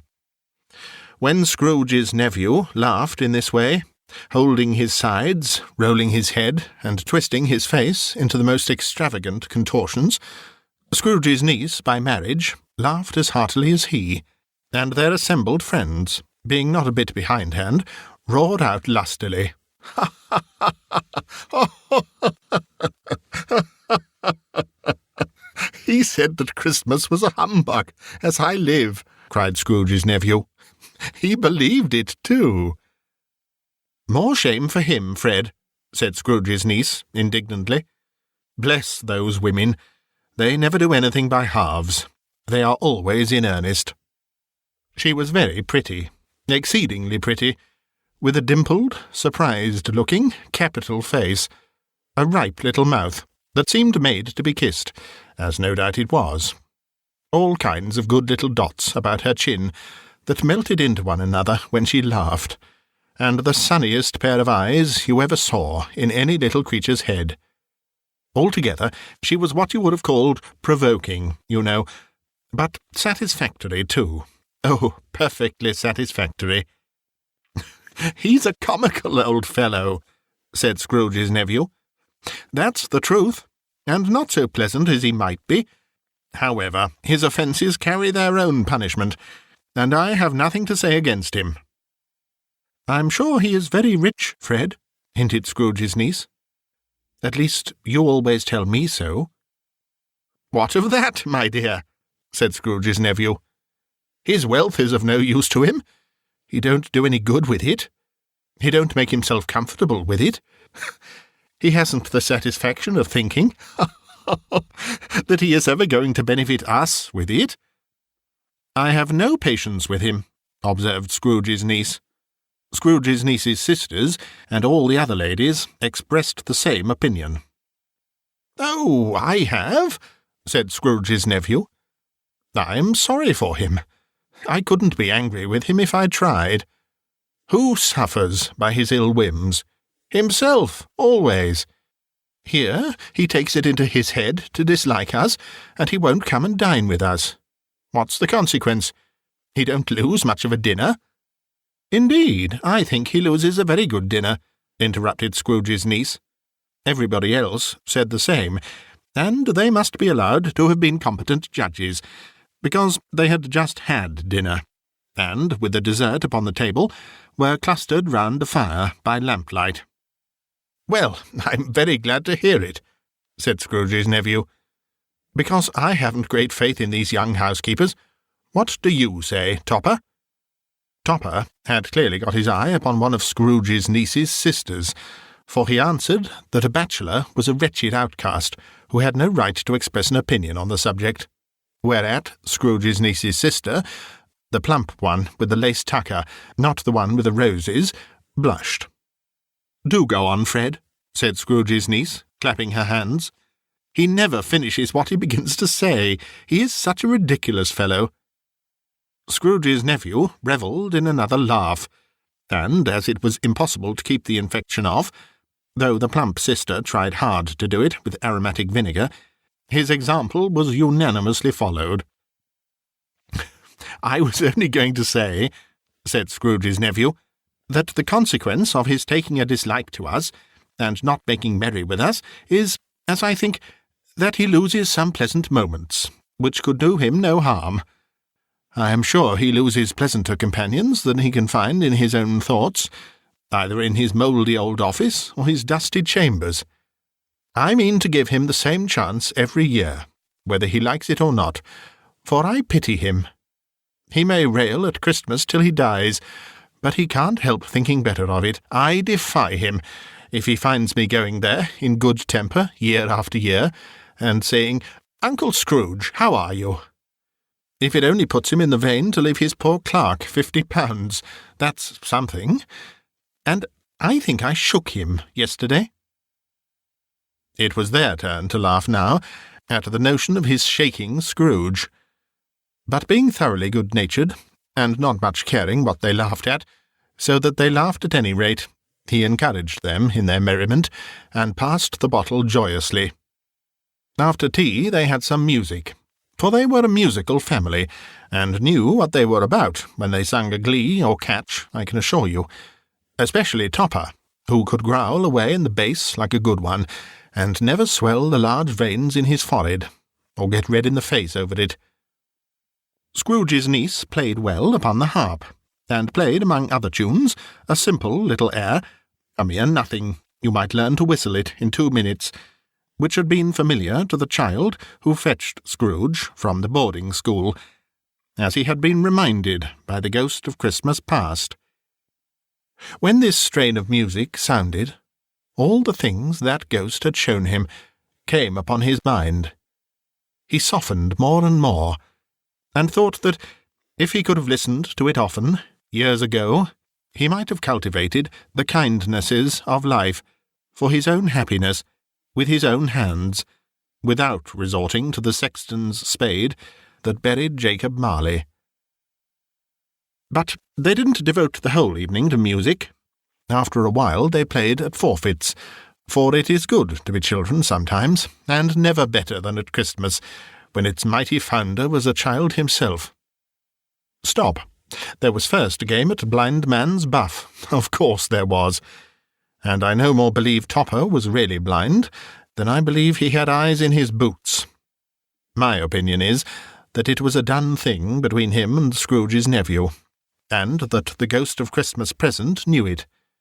The way he went after that plump sister in the lace tucker was an outrage on the credulity of human nature, knocking down the fire-irons, tumbling over the chairs, bumping against the piano, smothering himself among the curtains. Wherever she went, there went he. He always knew where the plump sister was. He wouldn't catch anybody else.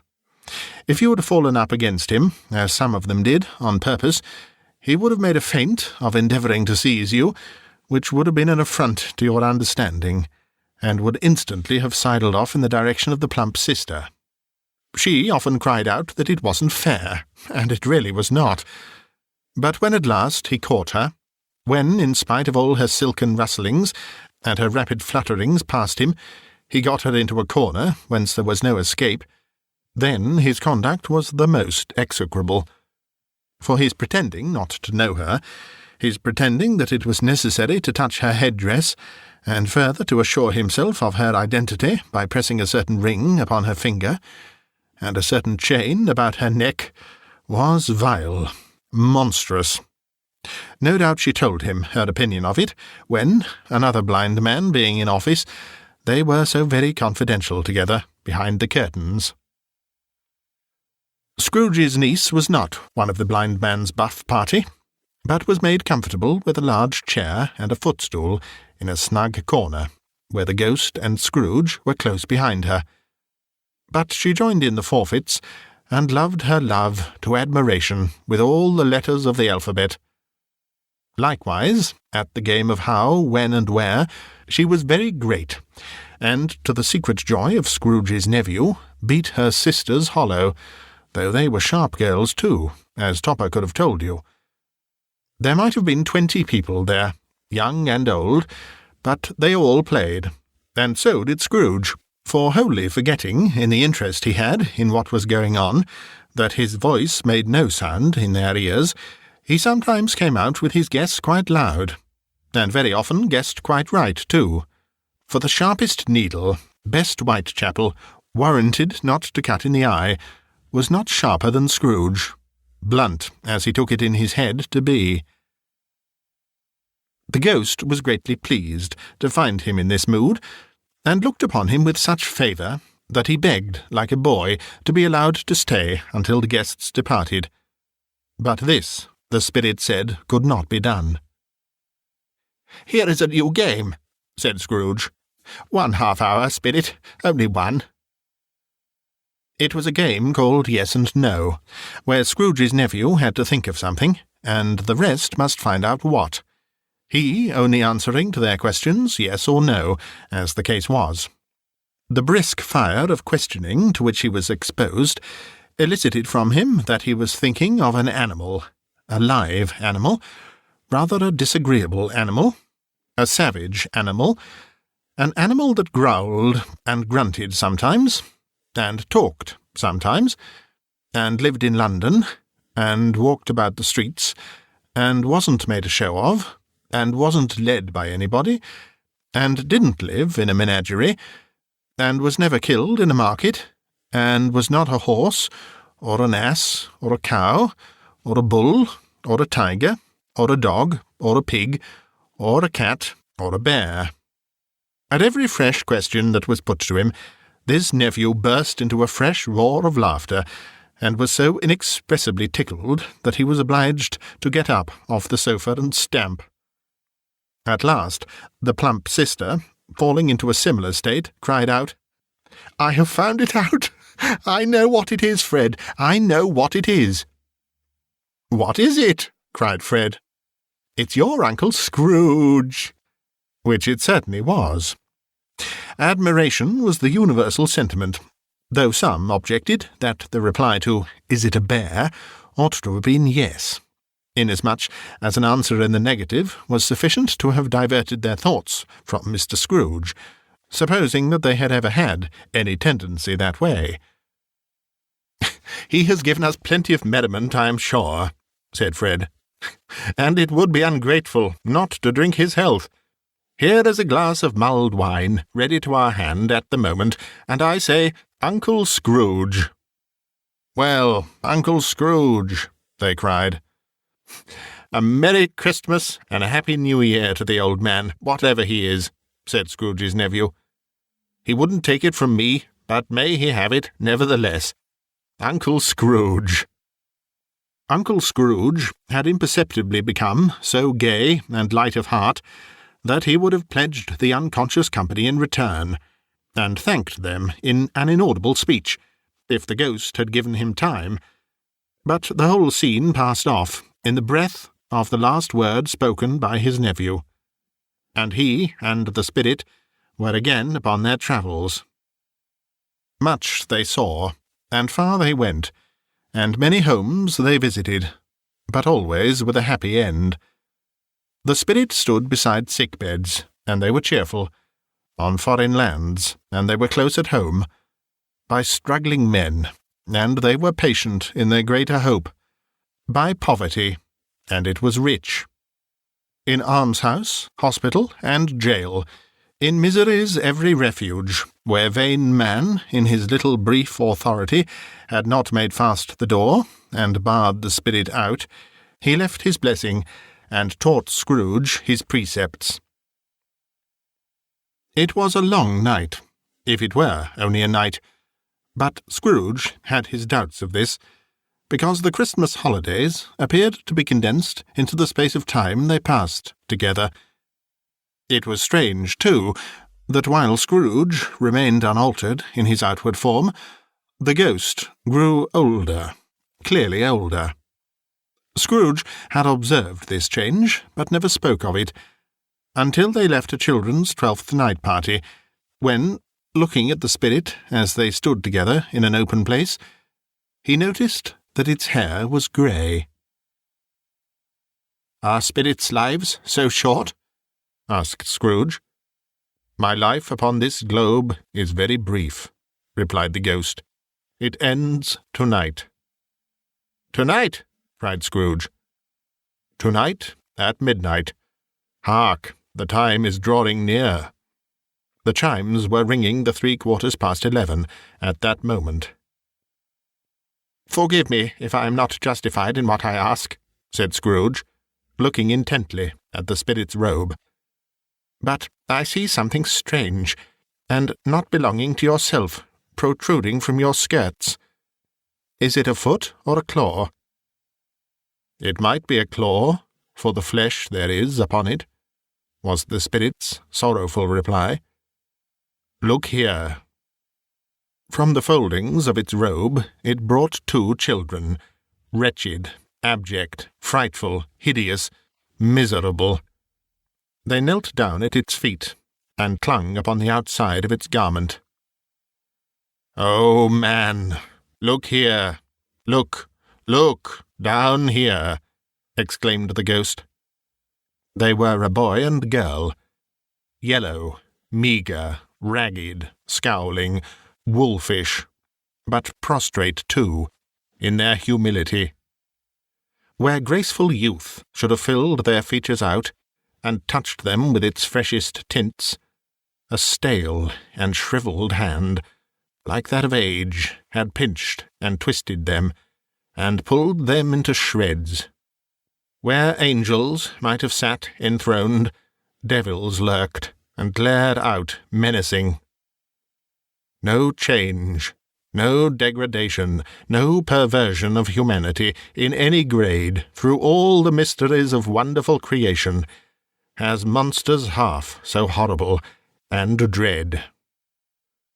Scrooge started back, appalled.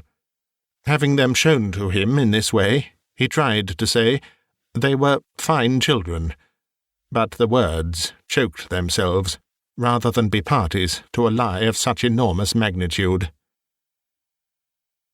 "Spirit, are they yours?" Scrooge could say no more. "They are man's," said the spirit, looking down upon them, "and they cling to me, appealing from their fathers. This boy is ignorance, this girl is want. Beware them both, and all of their degree, but most of all beware this boy, for on his brow I see that written which is doom, unless the writing be erased." "Deny it," cried the spirit, stretching out its hand towards the city. "Slander those who tell it ye. Admit it for your factious purposes, and make it worse, and bide the end." "Have they no refuge or resource?" cried Scrooge. "Are there no prisons?" said the spirit, turning on him for the last time with his own words. "Are there no workhouses?" The bell struck 12. Scrooge looked about him for the ghost, and saw it not. As the last stroke ceased to vibrate, he remembered the prediction of old Jacob Marley, and, lifting up his eyes, beheld a solemn phantom, draped and hooded, coming like a mist along the ground, towards him.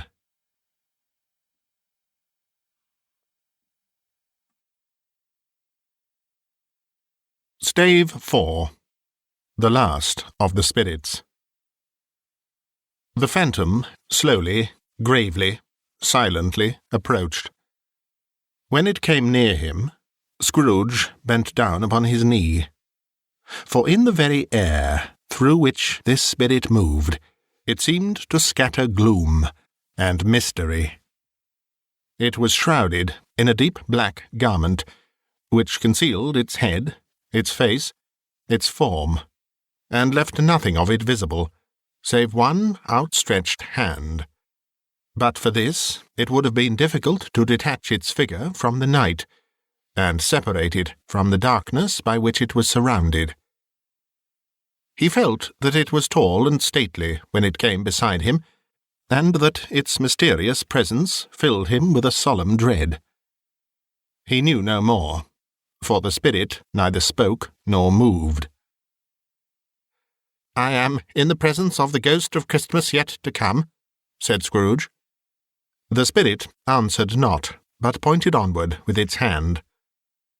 "You are about to show me shadows of the things that have not happened, but will happen, in the time before us," Scrooge pursued. "Is that so, spirit?" The upper portion of the garment was contracted for an instant in its folds, as if the spirit had inclined its head. That was the only answer he received. Although well used to ghostly company by this time, Scrooge feared the silent shape so much that his legs trembled beneath him, and he found that he could hardly stand when he prepared to follow it. The spirit paused a moment, as observing his condition, and giving him time to recover. But Scrooge was all the worse for this. It thrilled him with a vague, uncertain horror to know that behind the dusky shroud there were ghostly eyes, intently fixed upon him, while he, though he stretched his own to the utmost, could see nothing but a spectral hand, and one great heap of black. "Ghost of the future!" he exclaimed. "I fear you more than any spectre I have seen. But as I know your purpose is to do me good, and as I hope to live to be another man from what I was, I am prepared to bear you company, and do it with a thankful heart. Will you not speak to me?" It gave him no reply. The hand was pointed straight before them. "Lead on," said Scrooge. "Lead on. The night is waning fast, and it is precious time to me, I know. Lead on, spirit." The phantom moved away as it had come towards him. Scrooge followed, in the shadow of its dress, which bore him up, he thought, and carried him along. They scarcely seemed to enter the city, for the city, rather, seemed to spring up about them, and encompass them of its own act. But there they were, in the heart of it, on 'change, amongst the merchants, who hurried up and down, and chinked the money in their pockets, and conversed in groups, and looked at their watches, and trifled thoughtfully with their great gold seals, and so forth, as Scrooge had seen them often. The spirit stopped beside one little knot of business men. Observing that the hand was pointed to them, Scrooge advanced to listen to their talk. "No," said a great fat man with a monstrous chin. "I don't know much about it, either way. I only know he's dead." "When did he die?" inquired another. "Last night, I believe." "Why, what was the matter with him?" asked a third, taking a vast quantity of snuff out of a very large snuff-box. "I thought he'd never die." "God knows," said the first, with a yawn. "What has he done with his money?" asked a red-faced gentleman, with a pendulous excrescence on the end of his nose that shook like the gills of a turkey-cock. "I haven't heard," said the man with the large chin, yawning again. "Left it to his company, perhaps. He hasn't left it to me, that's all I know." This pleasantry was received with a general laugh. "It's likely to be a very cheap funeral," said the same speaker, "for upon my life I don't know of anybody to go to it. Suppose we make up a party and volunteer?" "I don't mind going if a lunch is provided," observed the gentleman with the excrescence on his nose, "but I must be fed if I make one." Another laugh. "Well, I am the most disinterested among you, after all," said the first speaker, "for I never wear black gloves, and I never eat lunch. But I'll offer to go, if anybody else will.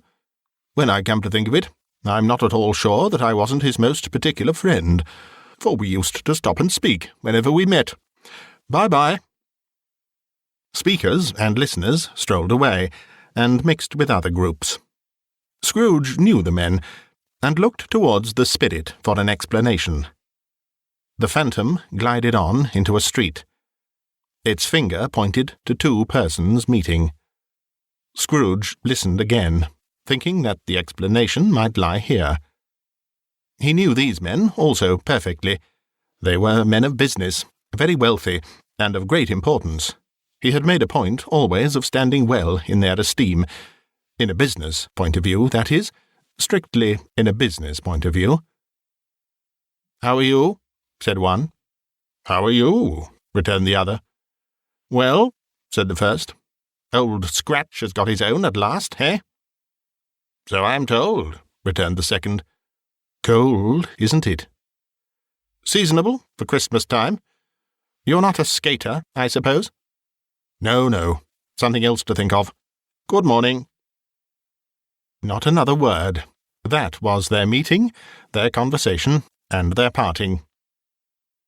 Scrooge was at first inclined to be surprised that the spirit should attach importance to conversations apparently so trivial, but feeling assured that they must have some hidden purpose, he set himself to consider what it was likely to be. They could scarcely be supposed to have any bearing on the death of Jacob, his old partner, for that was past, and this ghost's province was the future. nor could he think of anyone immediately connected with himself to whom he could apply them. But nothing doubting that to whomsoever they applied, they had some latent moral for his own improvement, he resolved to treasure up every word he heard, and everything he saw, and especially to observe the shadow of himself when it appeared. For he had an expectation that the conduct of his future self would give him the clue he missed, and would render the solution of these riddles easy. He looked about in that very place for his own image, but another man stood in his accustomed corner, and though the clock pointed to his usual time of day for being there, he saw no likeness of himself among the multitudes that poured in through the porch. It gave him little surprise, however, for he had been revolving in his mind a change of life, and thought and hoped he saw his new-born resolutions carried out in this. Quiet and dark, beside him stood the phantom, with its outstretched hand. When he roused himself from his thoughtful quest, he fancied, from the turn of the hand, and its situation in reference to himself, that the unseen eyes were looking at him keenly. It made him shudder and feel very cold.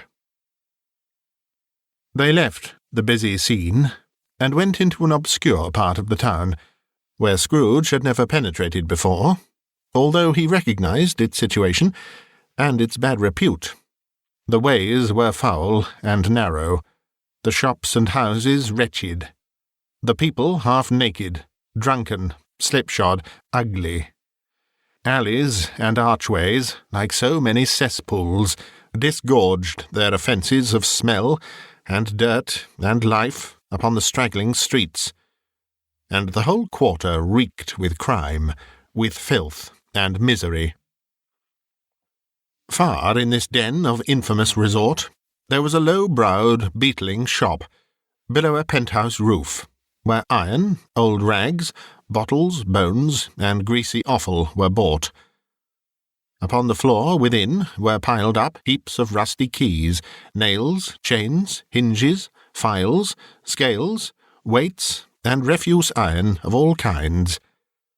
Secrets that few would like to scrutinize were bred and hidden in mountains of unseemly rags, masses of corrupted fat, and sepulchres of bones. Sitting in among the wares he dealt in, by a charcoal stove made of old bricks, was a grey-haired rascal, nearly 70 years of age, who had screened himself from the cold air without by a frowsy curtaining of miscellaneous tatters hung upon a line, and smoked his pipe in all the luxury of calm retirement. Scrooge and the Phantom came into the presence of this man, just as a woman with a heavy bundle slunk into the shop. But she had scarcely entered when another woman, similarly laden, came in too, and she was closely followed by a man in faded black, who was no less startled by the sight of them than they had been upon the recognition of each other. After a short period of blank astonishment, in which the old man with the pipe had joined them, they all three burst into a laugh. "Let the charwoman alone to be the first," cried she who had entered first. "Let the laundress alone to be the second, and let the undertaker's man alone to be the third. Look here, old Joe, here's a chance, if we haven't all three met here without meaning it." "You couldn't have met in a better place," said old Joe, removing his pipe from his mouth. "Come into the parlour. You were made free of it long ago, you know, and the other two ain't strangers. Stop till I shut the door of the shop. Ah, how it squeaks! There ain't such a rusty bit of metal in the place as its own hinges, I believe, and I'm sure there's no such old bones here as mine. We're all suitable to our calling. We're well matched. Come into the parlour. Come into the parlour." The parlour was the space behind the screen of rags. The old man raked the fire together with an old stair-rod, and, having trimmed his smoky lamp, for it was night, with the stem of his pipe, put it in his mouth again.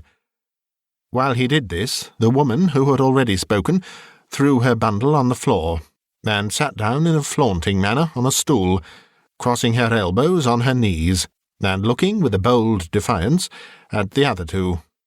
"What odds, then? What odds, Mrs. Dilber?" said the woman. "Every person has a right to take care of themselves. He always did." "That's true indeed," said the laundress.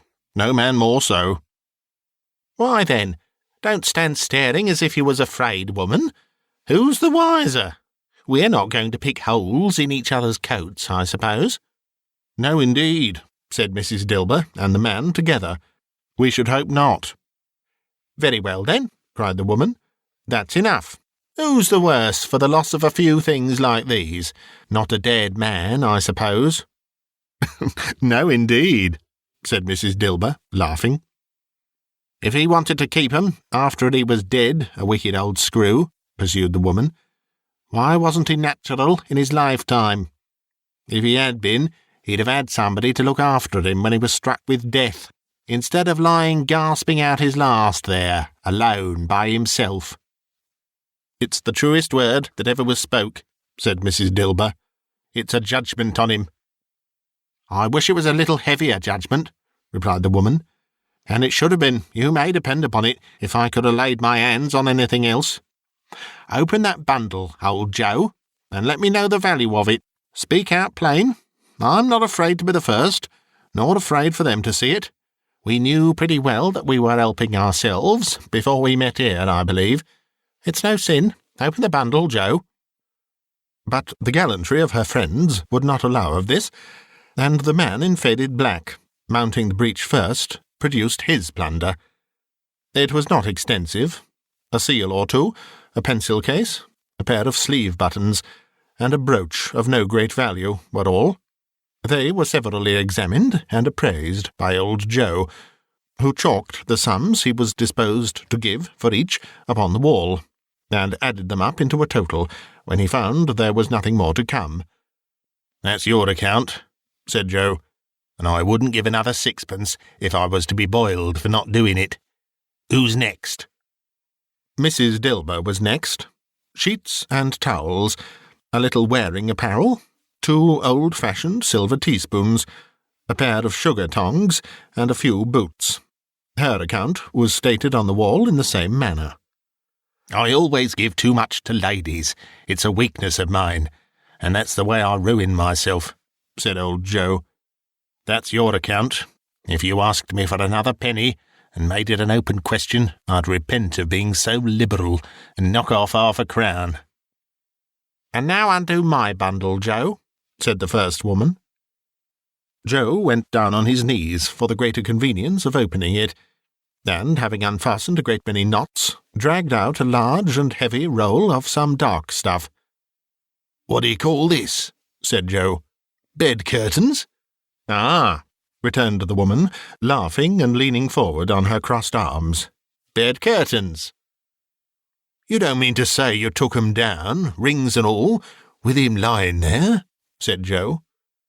"Yes, I do," replied the woman. "Why not?" "You were born to make your fortune," said Joe, "and you'll certainly do it." "I certainly shan't hold my hand when I can get anything in it by reaching it out, for the sake of such a man as he was, I promise you, Joe," returned the woman coolly. "Don't drop that oil upon the blankets now." "His blankets?" asked Joe. "Whose else's, do you think?" replied the woman. "He isn't likely to take cold without 'em, I dare say." "I hope he didn't die of anything catching, eh?" said old Joe, stopping in his work and looking up. "Don't you be afraid of that," returned the woman. "I ain't so fond of his company that I'd loiter about him for such things if he did. Ah, you may look through that shirt till your eyes ache, but you won't find a hole in it, nor a threadbare place. It's the best he had, and a fine one too. They'd have wasted it if it hadn't been for me." "What do you call wasting of it?" asked old Joe. "Putting it on him to be buried in, to be sure," replied the woman, with a laugh. "Somebody was fool enough to do it, but I took it off again. If calico ain't good enough for such a purpose, it ain't good enough for anything. It's quite as becoming to the body. He can't look uglier than he did in that one." Scrooge listened to this dialogue in horror. As they sat grouped about their spoil, in the scanty light afforded by the old man's lamp, he viewed them with a detestation and disgust which could hardly have been greater, though they had been obscene demons, marketing the corpse itself. "Ha ha!" laughed the same woman, when old Joe, producing a flannel bag with money in it, told out their several gains upon the ground. "This is the end of it, you see. He frightened every one away from him when he was alive, to profit us when he was dead. Ha ha ha!" "Spirit," said Scrooge, shuddering from head to foot. I see. The case of this unhappy man might be my own. My life tends that way, now. Merciful heaven, what is this?" He recoiled in terror, for the scene had changed, and now he almost touched a bed. A bare, uncurtained bed, on which, beneath a ragged sheet, there lay a something covered up, which, though it was dumb, announced itself in awful language. The room was very dark, too dark to be observed with any accuracy, though Scrooge glanced round it in obedience to a secret impulse, anxious to know what kind of room it was. A pale light, rising in the outer air, fell straight upon the bed, and on it, plundered and bereft, unwatched, unwept, uncared for, was the body of this man. Scrooge glanced towards the phantom. Its steady hand was pointed to the head. The cover was so carelessly adjusted that the slightest raising of it, the motion of a finger upon Scrooge's part, would have disclosed the face.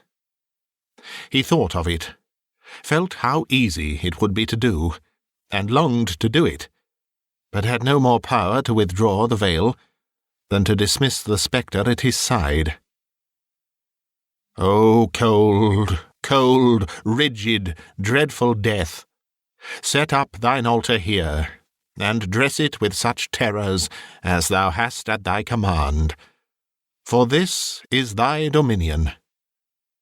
But of the loved, revered, and honoured head thou canst not turn one hair to thy dread purposes, or make one feature odious. It is not that the hand is heavy and will fall down when released. It is not that the heart and pulse are still, but that the hand was open, generous and true, the heart brave, warm, and tender, and the pulse a man's. Strike, Shadow, strike, and see his good deeds springing from the wound, to sow the world with life immortal." No voice pronounced these words in Scrooge's ears, and yet he heard them when he looked upon the bed. He thought, if this man could be raised up, now, what would be his foremost thoughts? Avarice? Hard dealing? Griping cares? They have brought him to a rich end, truly. He lay in the dark, empty house, with not a man, a woman, or a child to say that he was kind to me in this or that, and for the memory of one kind word I will be kind to him. A cat was tearing at the door, and there was a sound of gnawing rats beneath the hearthstone. What they wanted in the room of death, and why they were so restless and disturbed, Scrooge did not dare to think. "Spirit," he said, "this is a fearful place. In leaving it, I shall not leave its lesson, trust me. Let us go." Still the ghost pointed with an unmoved finger to the head. "I understand you," Scrooge returned, "and I would do it, if I could. But I have not the power, Spirit. I have not the power." Again it seemed to look upon him. "If there is any person in the town who feels emotion caused by this man's death," said Scrooge, quite agonized, "show that person to me, Spirit, I beseech you." The phantom spread its dark robe before him for a moment, like a wing, and, withdrawing it, revealed a room by daylight, where the mother and her children were. She was expecting someone, and with anxious eagerness, for she walked up and down the room, started at every sound, looked out from the window, glanced at the clock, tried, but in vain, to work with her needle, and could hardly bear the voices of the children in their play. At length the long-expected knock was heard. She hurried to the door, and met her husband, a man whose face was careworn and depressed, though he was young. There was a remarkable expression in it now, a kind of serious delight of which he felt ashamed, and which he struggled to repress. He sat down to the dinner that had been hoarding for him by the fire, and when she asked him faintly what news, which was not until after a long silence, he appeared embarrassed how to answer. "Is it good," she said, "or bad, to help him?" "Bad," he answered. "We are quite ruined?" "No, there is hope yet, Caroline." "If he relents," she said, amazed, "there is. Nothing is past hope, if such a miracle has happened." "He is past relenting," said her husband. "He is dead." She was a mild and patient creature, if her face spoke truth. But she was thankful in her soul to hear it, and she said so, with clasped hands. She prayed forgiveness the next moment, and was sorry, but the first was the emotion of her heart. "What the half-drunken woman whom I told you of last night said to me when I tried to see him and obtain a week's delay, and what I thought was a mere excuse to avoid me, turns out to have been quite true. He was not only very ill, but dying then." "To whom will our debt be transferred?" "I don't know, but before that time we shall be ready with the money. And even though we were not, it would be a bad fortune indeed to find so merciless a creditor in his successor. We may sleep tonight with light hearts, Caroline." Yes. Soften it as they would, their hearts were lighter. The children's faces, hushed and clustered round to hear what they so little understood, were brighter. And it was a happier house for this man's death. The only emotion that the ghost could show him, caused by the event, was one of pleasure. "Let me see some tenderness connected with a death," said Scrooge, "or that dark chamber, spirit, which we left just now, will be forever present to me." The ghost conducted him through several streets familiar to his feet, and as they went along, Scrooge looked here and there to find himself, but nowhere was he to be seen. They entered poor Bob Cratchit's house, the dwelling he had visited before, and found the mother and the children seated round the fire. Quiet. Very quiet. The noisy little Cratchits were as still as statues in one corner, and sat looking up at Peter, who had a book before him. The mother and her daughters were engaged in sewing, but surely they were very quiet. And he took a child, and set him in the midst of them. Where had Scrooge heard those words? He had not dreamed them. The boy must have read them out, as he and the spirit crossed the threshold. Why did he not go on? The mother laid her work upon the table, and put her hand up to her face. "The colour hurts my eyes," she said. "The colour? Ah, poor Tiny Tim." "They're better now again," said Cratchit's wife. "It makes them weak by candlelight, and I wouldn't show weak eyes to your father when he comes home, for the world. It must be near his time." "Past it, rather," Peter answered, shutting up his book. "But I think he has walked a little slower than he used, these last few evenings, Mother." They were very quiet again.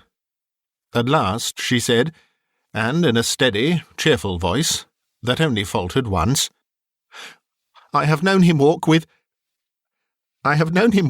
Tiny Tim upon his shoulder, very fast indeed." "And so have I," cried Peter. "Often." "And so have I," exclaimed another. So had all. "But he was very light to carry," she resumed, intent upon her work, "and his father loved him so that it was no trouble. No trouble. And there is your father at the door." She hurried out to meet him, and little Bob, in his comforter, he had need of it, poor fellow, came in. His tea was ready for him on the hob, and they all tried who should help him to it most. Then the two young Cratchits got upon his knees, and laid, each child a little cheek, against his face, as if they said, "Don't mind it, father. Don't be grieved." Bob was very cheerful with them, and spoke pleasantly to all the family. He looked at the work upon the table, and praised the industry and speed of Mrs. Cratchit and the girls. They would be done long before Sunday, he said. "Sunday? You went to-day, then, Robert?" said his wife. "Yes, my dear," returned Bob. "I wish you could have gone. It would have done you good to see how green a place it is. But you'll see it often. I promised him that I would walk there on a Sunday."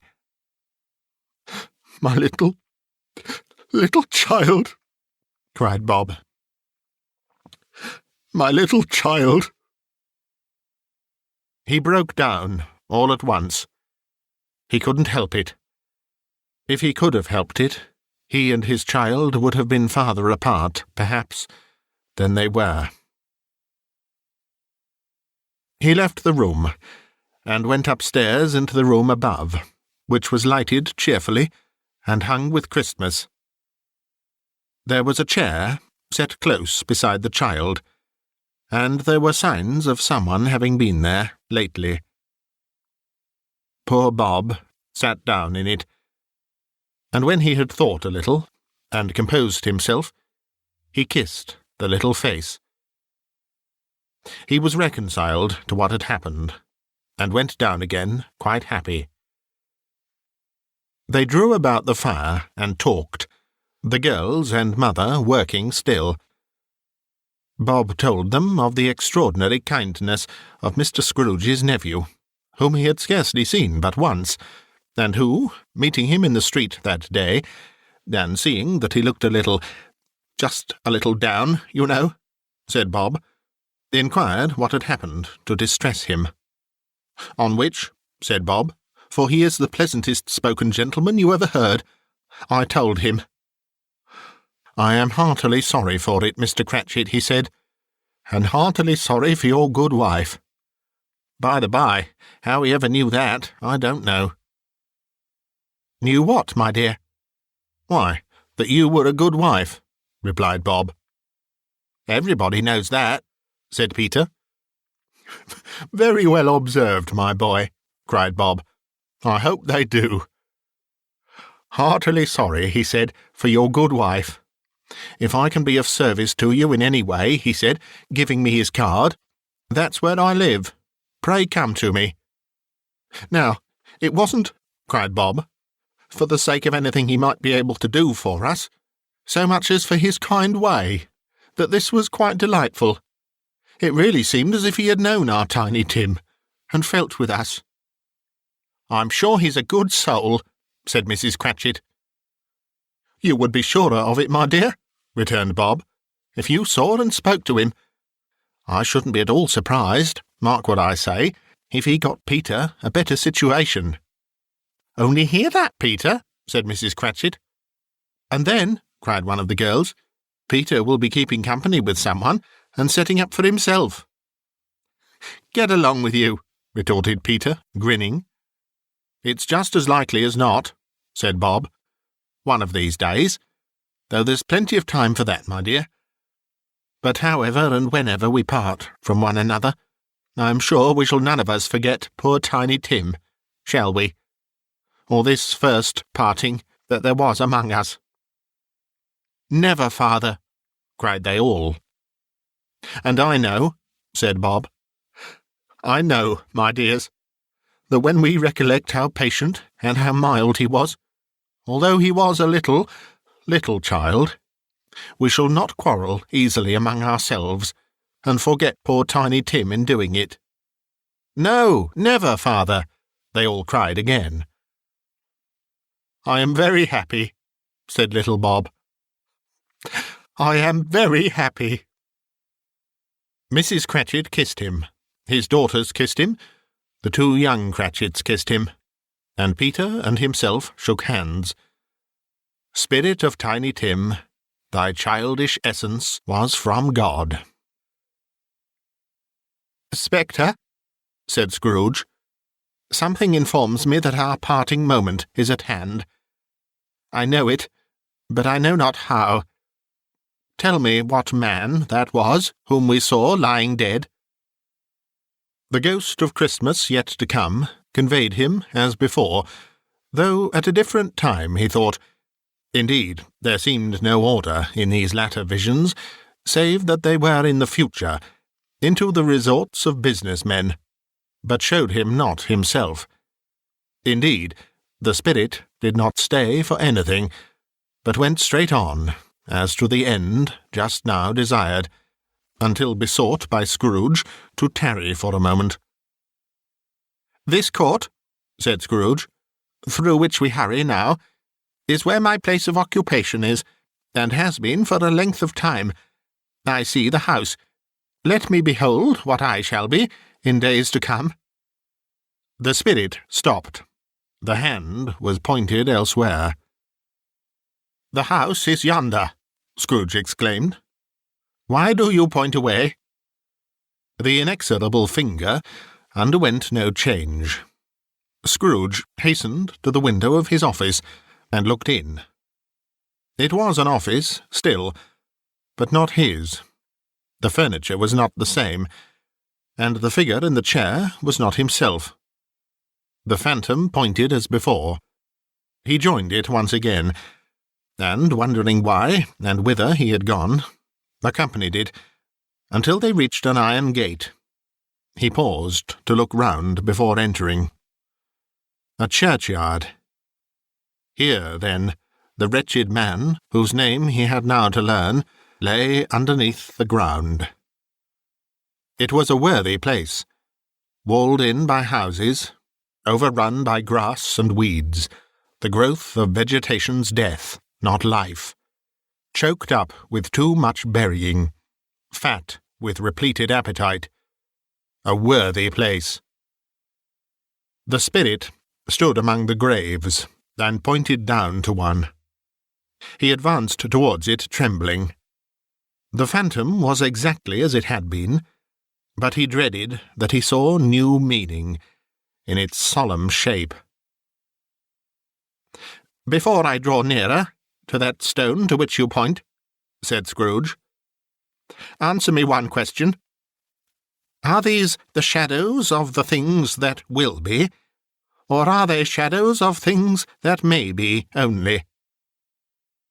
Still the ghost pointed downward to the grave by which it stood. "Men's courses will foreshadow certain ends, to which, if persevered in, they must lead," said Scrooge.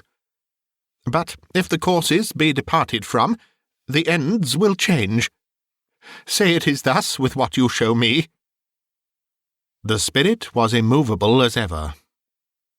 Scrooge crept towards it, trembling as he went, and, following the finger, read upon the stone of the neglected grave his own name, Ebenezer Scrooge. "Am I that man who lay upon the bed?"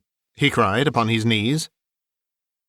The finger pointed from the grave to him, and back again.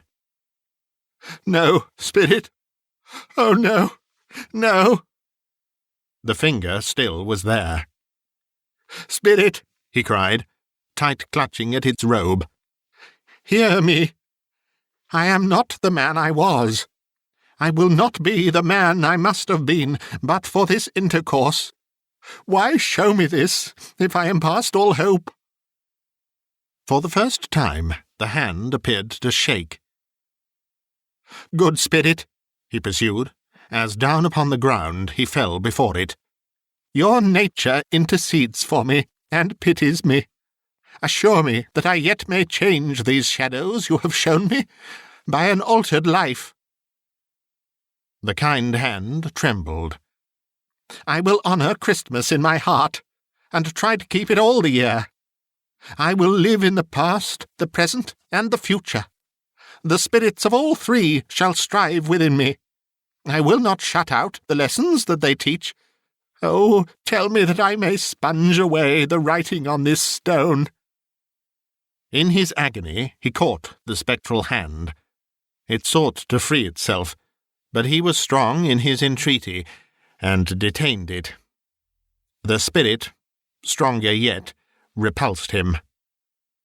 Holding up his hands in a last prayer to have his fate reversed, he saw an alteration in the phantom's hood and dress.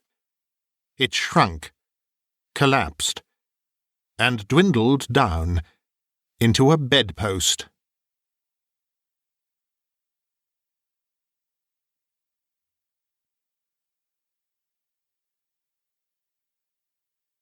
Stave V.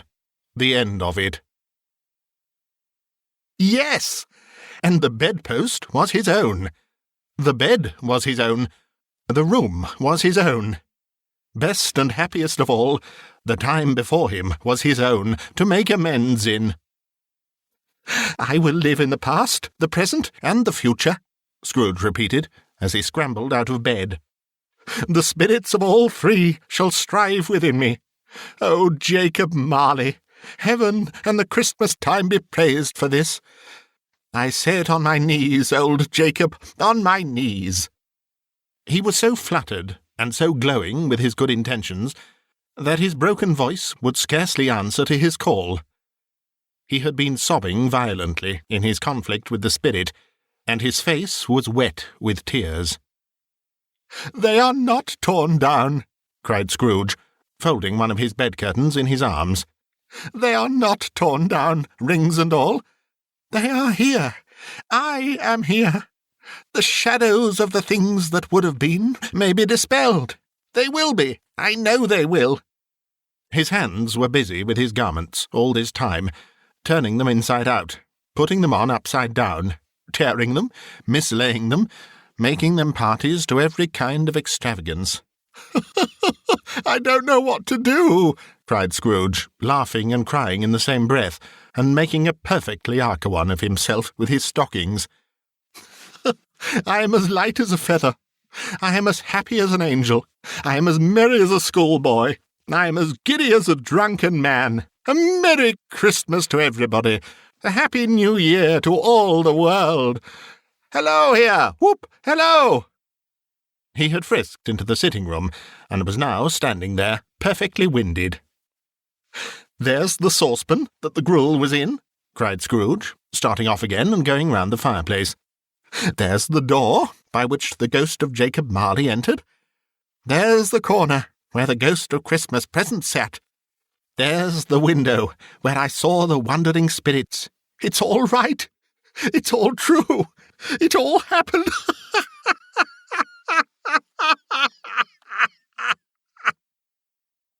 Really, for a man who had been out of practice for so many years, it was a splendid laugh, a most illustrious laugh, the father of a long, long line of brilliant laughs. "I don't know what day of the month it is," said Scrooge. "I don't know how long I've been among the spirits. I don't know anything. I'm quite a baby. Never mind, I don't care. I'd rather be a baby. Hello! Whoop! Hello here!" He was checked in his transports by the churches, ringing out the lustiest peals he had ever heard. Clash, clang, hammer, ding-dong, bell. Bell, dong, ding. Hammer, clang, clash. Oh, glorious, glorious! Running to the window, he opened it and put out his head. No fog, no mist.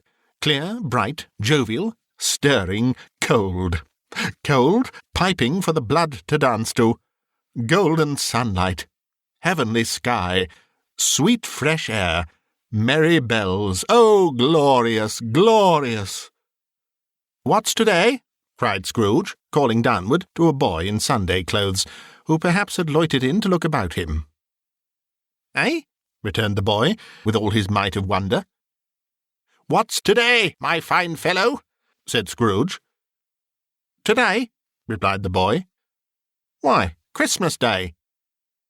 "It's Christmas Day," said Scrooge to himself. "I haven't missed it. The spirits have done it all in one night. They can do anything they like. Of course they can. Of course they can. Hello, my fine fellow." "Hello," returned the boy. "Do you know the poulterers in the next street but one, at the corner?" Scrooge inquired. "I should hope I did," replied the lad. "An intelligent boy," said Scrooge. "A remarkable boy. Do you know whether they've sold the prize turkey that was hanging up there? Not the little prize turkey, the big one." "What, the one as big as me?" returned the boy. "What a delightful boy," said Scrooge. "It's a pleasure to talk to him. Yes, my buck."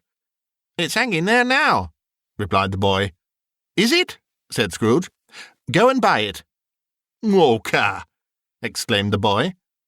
"No, no," said Scrooge. "I am in earnest. Go and buy it, and tell him to bring it here, that I may give them the direction where to take it. Come back with the man, and I'll give you a shilling. Come back with him in less than 5 minutes, and I'll give you half a crown." The boy was off like a shot. He must have had a steady hand at a trigger who could have got a shot off half so fast.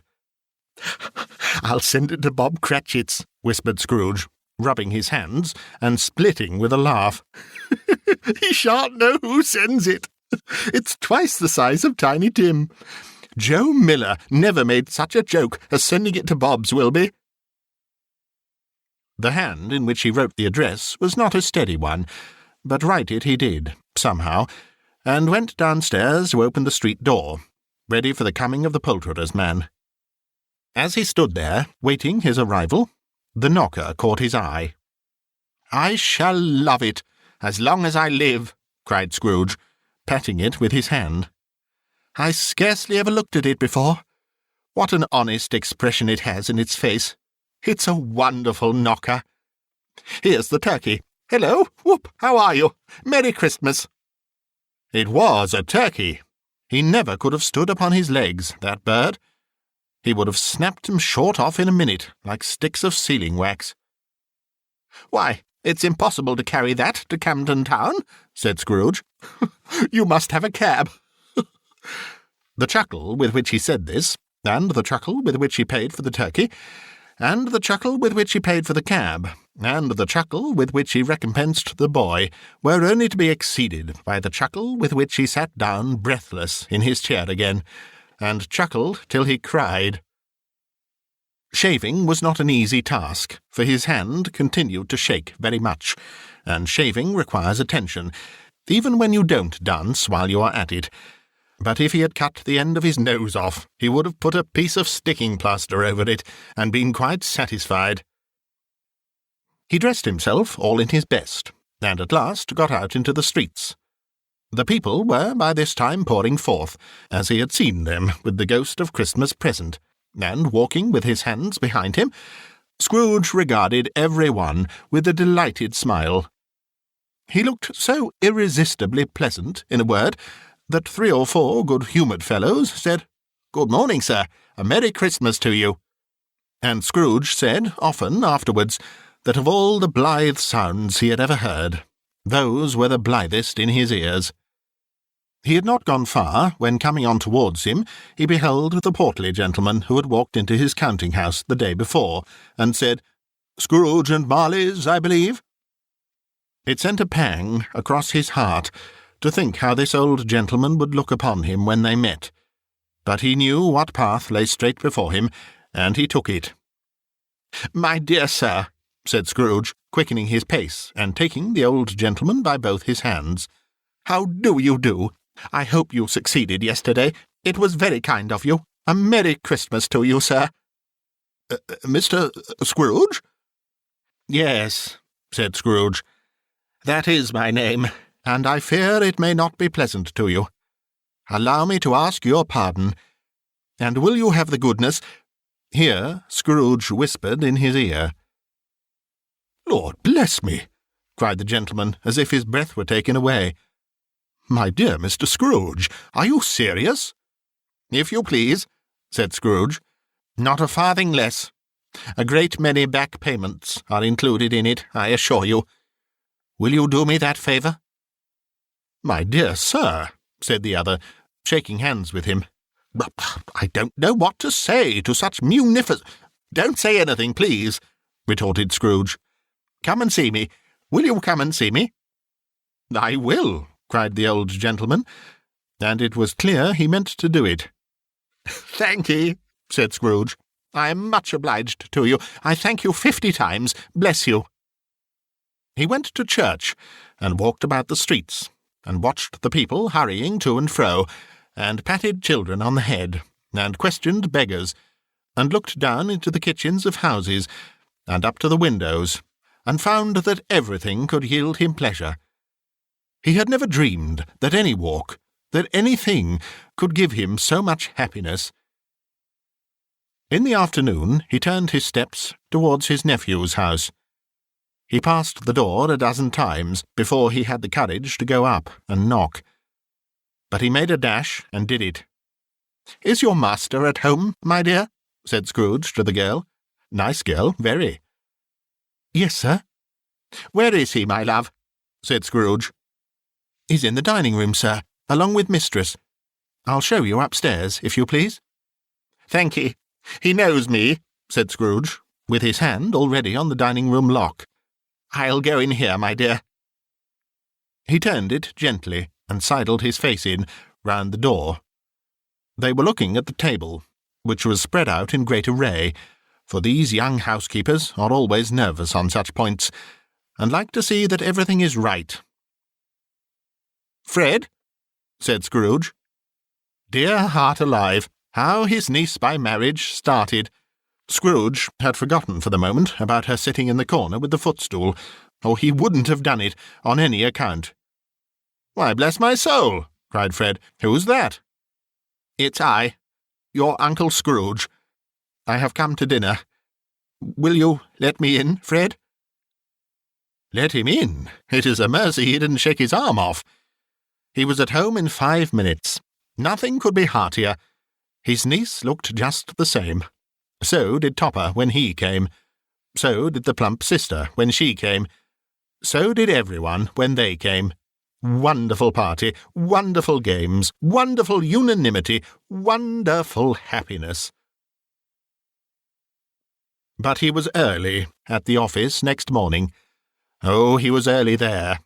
If he could only be there first, and catch Bob Cratchit coming late, that was the thing he had set his heart upon. And he did it. Yes, he did. The clock struck 9. No Bob. 1:15. No Bob. He was full 18 minutes and a half behind his time. Scrooge sat with his door wide open, that he might see him come into the tank. His hat was off before he opened the door, his comforter too. He was on his stool in a jiffy, driving away with his pen, as if he were trying to overtake 9 o'clock. "Hello," growled Scrooge, in his accustomed voice, as near as he could feign it. "What do you mean by coming here at this time of day?" "I am very sorry, sir," said Bob. "I am behind my time." "You are?" repeated Scrooge. "Yes, I think you are. Step this way, sir, if you please." "It's only once a year, sir," pleaded Bob, appearing from the tank. "It shall not be repeated. I was making rather merry yesterday, sir." "Now, I'll tell you what, my friend," said Scrooge. "I am not going to stand this sort of thing any longer. And therefore," he continued, leaping from his stool, and giving Bob such a dig in the waistcoat that he staggered back into the tank again, "and therefore I am about to raise your salary." Bob trembled, and got a little nearer to the ruler. He had a momentary idea of knocking Scrooge down with it, holding him and calling to the people in the court for help and a strait waistcoat. "A Merry Christmas, Bob," said Scrooge, with an earnestness that could not be mistaken, as he clapped him on the back. "A merrier Christmas, Bob, my good fellow, than I have given you for many a year. I'll raise your salary, and endeavour to assist your struggling family, and we will discuss your affairs this very afternoon over a Christmas bowl of smoking bishop, Bob. Make up the fires, and buy another coal scuttle before you dot another I, Bob Cratchit." Scrooge was better than his word. He did it all, and infinitely more. And to Tiny Tim, who did not die, he was a second father. He became as good a friend, as good a master, and as good a man as the good old city knew, or any other good old city, town, or borough in the good old world. Some people laughed to see the alteration in him, but he let them laugh, and little heeded them, for he was wise enough to know that nothing ever happened on this globe for good, at which some people did not have their fill of laughter in the outset, and knowing that such as these would be blind anyway, he thought it quite as well that they should wrinkle up their eyes in grins, as have the malady in less attractive forms. His own heart laughed, and that was quite enough for him. He had no further intercourse with spirits, but lived upon the total abstinence principle ever afterwards, and it was always said of him that he knew how to keep Christmas well, if any man alive possessed the knowledge. May that be truly said of us, and all of us. And so, as Tiny Tim observed, God bless us, every one.